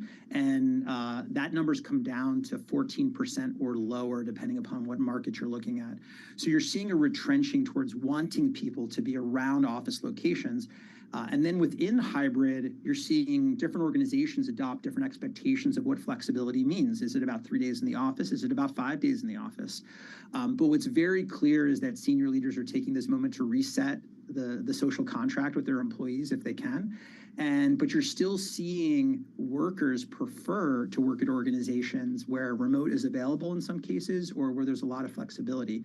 And as we go into what appears like a slowdown in the economy, you're seeing more people hold on to the jobs they have, be less open to move between jobs, and senior leaders are taking that opportunity to reset expectations. Hey, Dan, do you think leaders are making a mistake by not being maybe more flexible, even if we start to see the labor market not as tight as we've seen? Like, is it smarter to kind of make it flexible that, if you think about it, right, your pool of workers or available workers that you can hire can be much greater if you're willing to kind of go anywhere? Yeah, I think the question is, what does flexibility mean at your organization? There's no question that people do work well when they are periodically getting together. So, sometimes doing certain kinds of work is useful to being in the same location, but it's definitely essential to building strong relationships.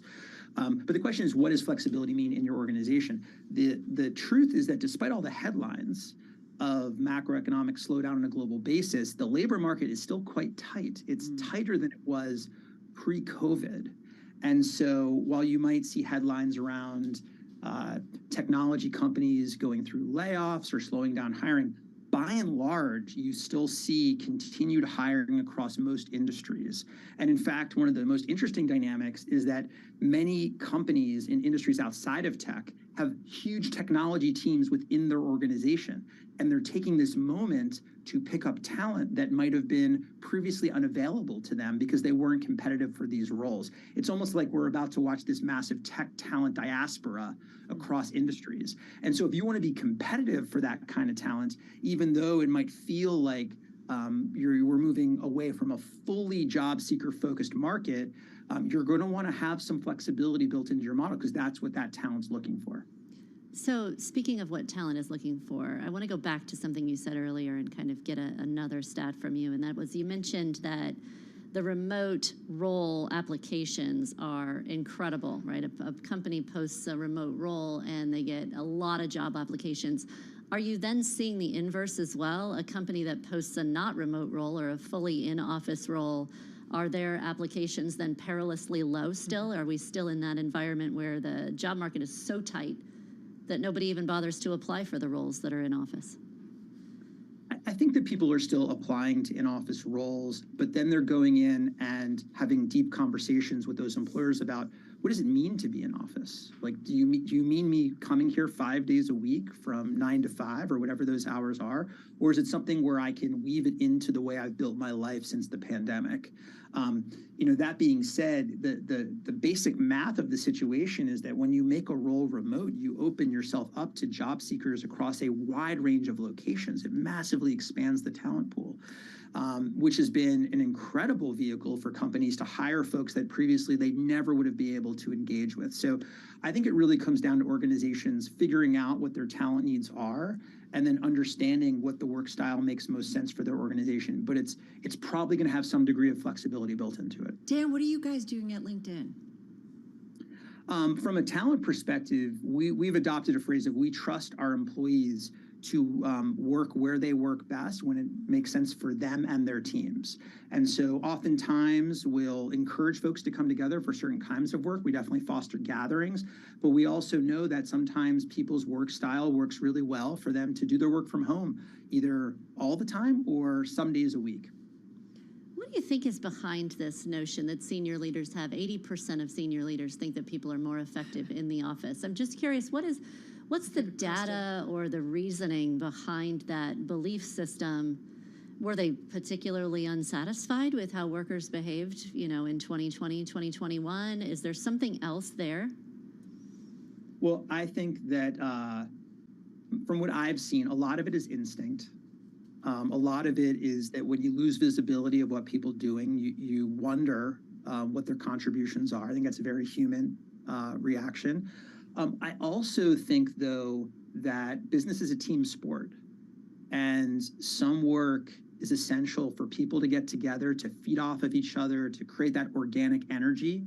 And that is often best done when people are in the same physical location. I don't know about your jobs. My job is about interacting with people across a wide range of our organization.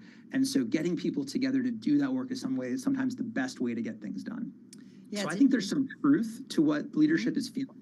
But the question is how to balance that with the reality that sometimes the best way to get something done is to sit down by yourself and knock it out. Yeah, absolutely. If you consider the interruptions you have, sometimes whether it's the emails, whether it's just people walking over, sometimes I think just being kind of home and just focusing. Hey, Dan, sit tight. We're going to come back. We're going to come back to Dan Shapiro. He's Chief Operating Officer at LinkedIn, joining us via Zoom from Mountain View, California. But I do think about, Gina, when I was working from home, I mean, a lot of businesses talked about how productive. Think about how well a lot of companies did. And I know some of it played into some of the dynamics and trends of the pandemic and demand driven, but nonetheless, a lot of companies, a lot of industries did really well. Yeah, did really, really well. And my personal experience, I've had flexible work hours for a long time, right? Working from home some, working at work some.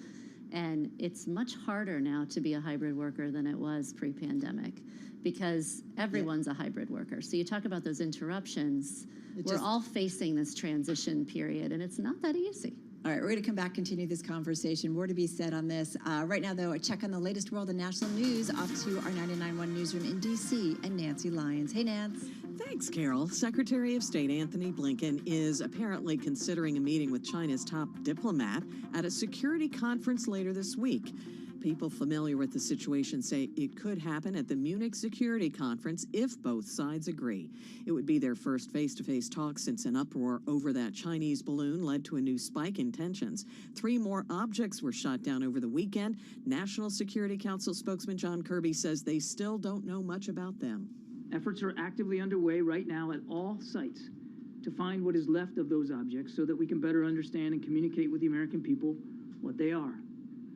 I think it's important to remind the objects in Alaska and Canada are in pretty remote terrain, ice and wilderness, all of that making it difficult to find them in winter weather. John Kirby says the object shot down this weekend had no maneuvering capabilities and posed a threat to aviation.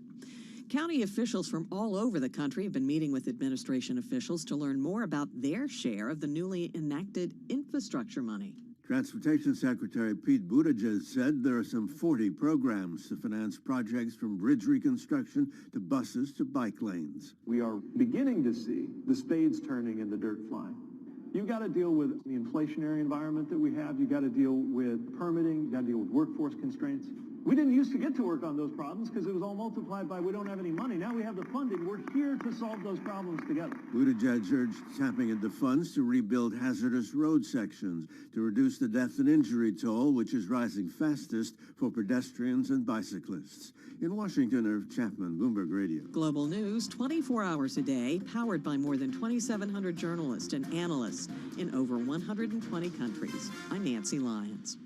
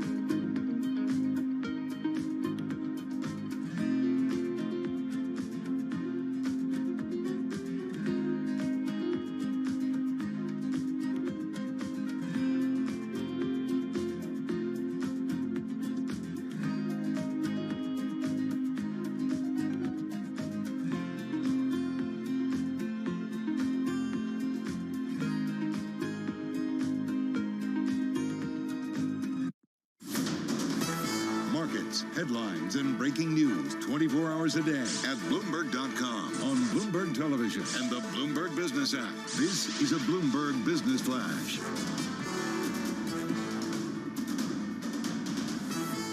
It's 4:41 on Wall Street. I'm Charlie Pellet. We check the markets all day long at Bloomberg. An update on Wall Street today, but lots of after-the-bell earnings. All of a sudden, we are looking at Palantir Technology stock surging by 20% after hours. Palantir is the data technology company co-founded by Peter Thiel. It did say it was profitable for the first time in the fourth quarter, and it does expect this year to be its first ever profitable year. So after hours, that stock taking off right now. Palantir is up by just about 20%. Also reporting after the close of trading today, we heard from Avis Budget. It reported adjusted EPS for the fourth quarter that beat the average analyst estimate. After hours right now, that stock driving higher. We've got Avis Budget up by about 4.1%. The Dow, the S&P, and NASDAQ all advanced today, closing at or near session highs, with the S&P up 46, up 1.1%. The Dow up 376, up 1.1%. NASDAQ up 173, a gain of 1.5%. The 10-year yield 3.70%, with the 2-year 4.51%. Gold down $12 the ounce, $18.53 on spot gold, a drop there of 0.7%, and a retreat today for West Texas Intermediate crude back above $80 a barrel. Today, WTI down 36 cents, drop there of 0.5%. So again, recapping, Palantir out with earnings, shares surging after hours, up by 20%. S&P right now up 46, a gain today of 1.1%. 10-year yield ahead of the CPI report tomorrow at 3.70%. And that is a Bloomberg Business Flash. All right, Charlie, thank you so much. Carol Massar, along with Gina Martin Adams of our Bloomberg Intelligence team here in our Bloomberg Interactive Broker studio. We want to get back to our guests. We've been talking with LinkedIn Chief Operating Officer Dan Shapiro, still with us via Zoom from Mountain View, California. So Dan, Gina and I have been having a conversation because we've been talking a lot about pandemic work, coming back, the adjustment. And we're just talking about that there is, to some extent, almost an assumption of those 14, 15, 16-hour days that we were doing during the pandemic when we had nothing else to do, happy to work long days, that there's an assumption that we're going to continue. And then as a result, like, we don't all have any kind of quiet time to innovate, think, and almost want to carve out time in our calendar, but it's hard for organizations to understand the importance of that. What's your thinking about that, and how leaders can maybe encourage that, or do you encourage that in leadership? 100%.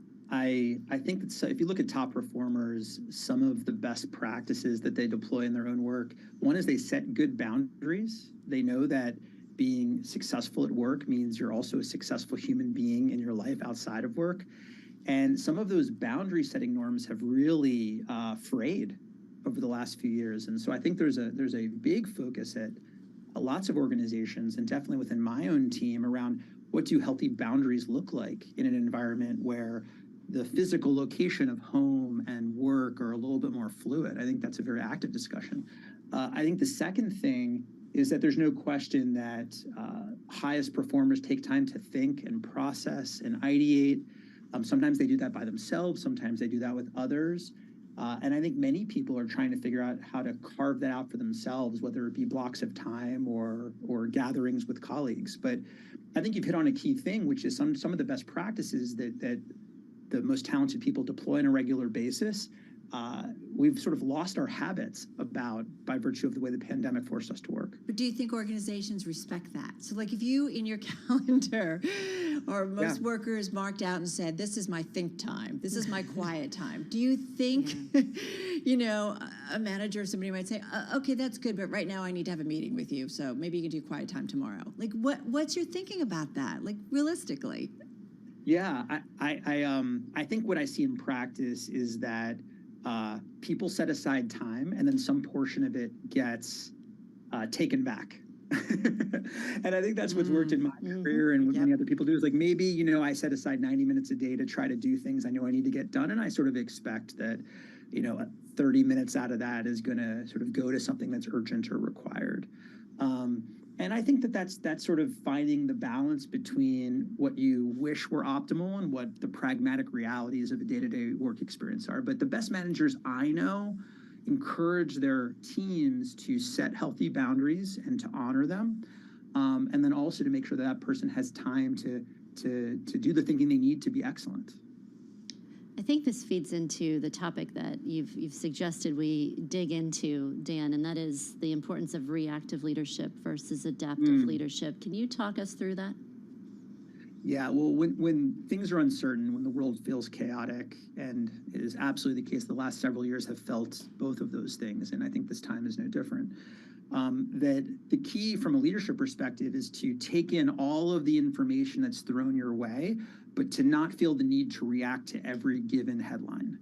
And whether the headlines are about changes in inflation or how companies are hiring or laying off folks or the war in Ukraine, all of these things reflect a very uncertain and changing world. And what the best leaders do in these moments is they don't feel the need to respond or react to any given moment, but they process that information and they're very decisive about the moves that they're going to make to set their team up for success.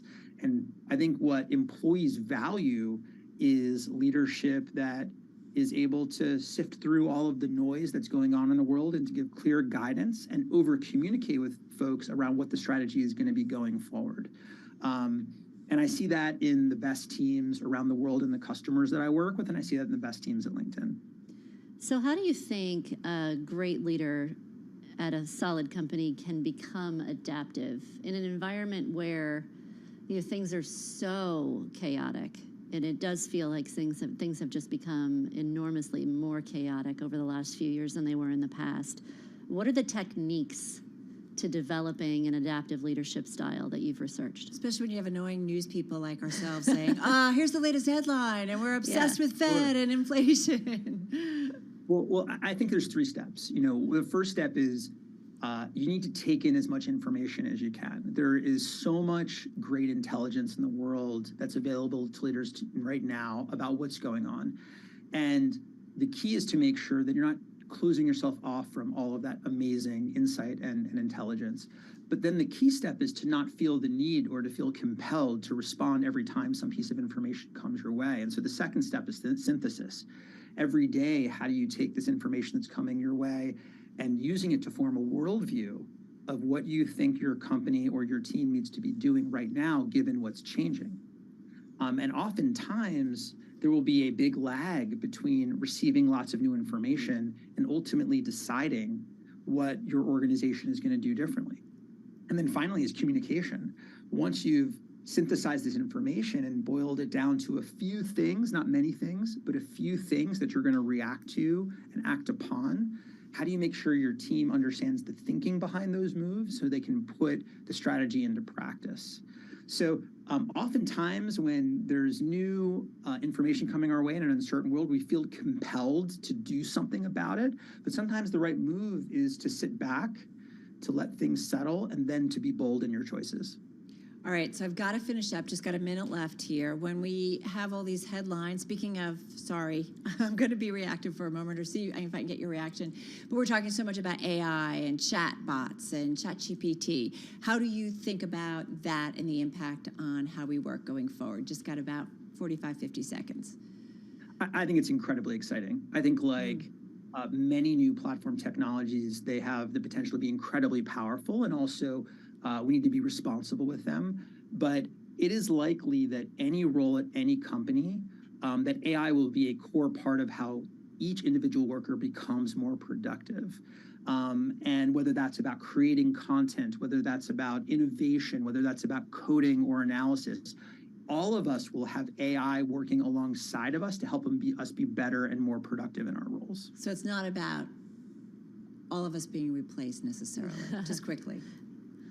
Well, I think if you look at all of the major innovations in technology over the years, they have lent themselves to empowering people to do more and better things. And I think AI will be. Well, great to check in with you. And thank you so much for all of that time. Dan, thank you. Dan Shapiro, he's Chief Operating Officer over at LinkedIn, joining us from Mountain View, California via Zoom on this Monday. All right, you are listening and watching Bloomberg Business Week. I'm Carol Massar along with Gina Martin-Adams here in our Bloomberg Interactive Brokers studio, getting ready to wrap up this trading day and getting ready for that CPI report. This is Bloomberg.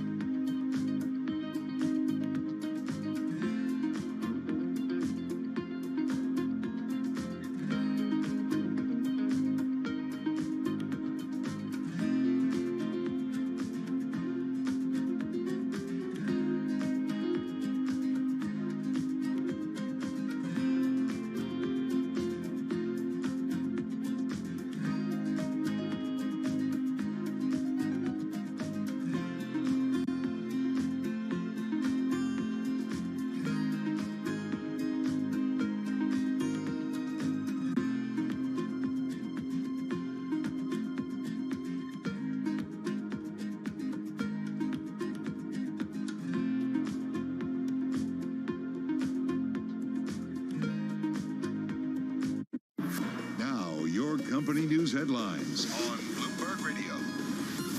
From Bloomberg World Headquarters, I'm Charlie Pellet. 4:53 on Wall Street. Palantir Technology shares surging now by 19.5%. Palantir is the data tech company co-founded by Peter Thiel. It said it was profitable for the first time in the fourth quarter, and it expects 2023 to be its first ever profitable year. Oracle shares advanced after the company and Uber announced a 7-year strategic cloud partnership. JP Morgan writes that the partnership illustrates the momentum of Oracle Cloud infrastructure, calling it a solid win for Oracle. Oracle today up by 2.6%. Uber, by the way, down 2.5%. Lyft, which plunged 36% Friday, up today by 1.5%. Fidelity National Information Services plummeted after it booked a $17.6 billion write-down on the payment processing business it bought for $41 billion just 4 years ago, a unit it now plans to dump. And with more, here's Bloomberg's Steve Rappaport. Charlie, the spinoff is part of Chief Executive Officer Stephanie Ferris's plan to remake the financial technology giant. Since taking the reins in December, Ferris has carried out a wide-ranging review of its strategy, businesses, operations, and structure. The company has already eliminated 2,600 jobs and now plans to deliver as much as $1.25 billion in cost savings as part of her turnaround efforts. In addition to the spinoff, the company also released guidance on revenue and profit that fell short of analyst estimates. Charlie? And we thank you very much, Steve Rappaport. The stock today plunged by about 12.5%. Those are some of the company stories we're following. I'm Charlie Pellet. This is Bloomberg.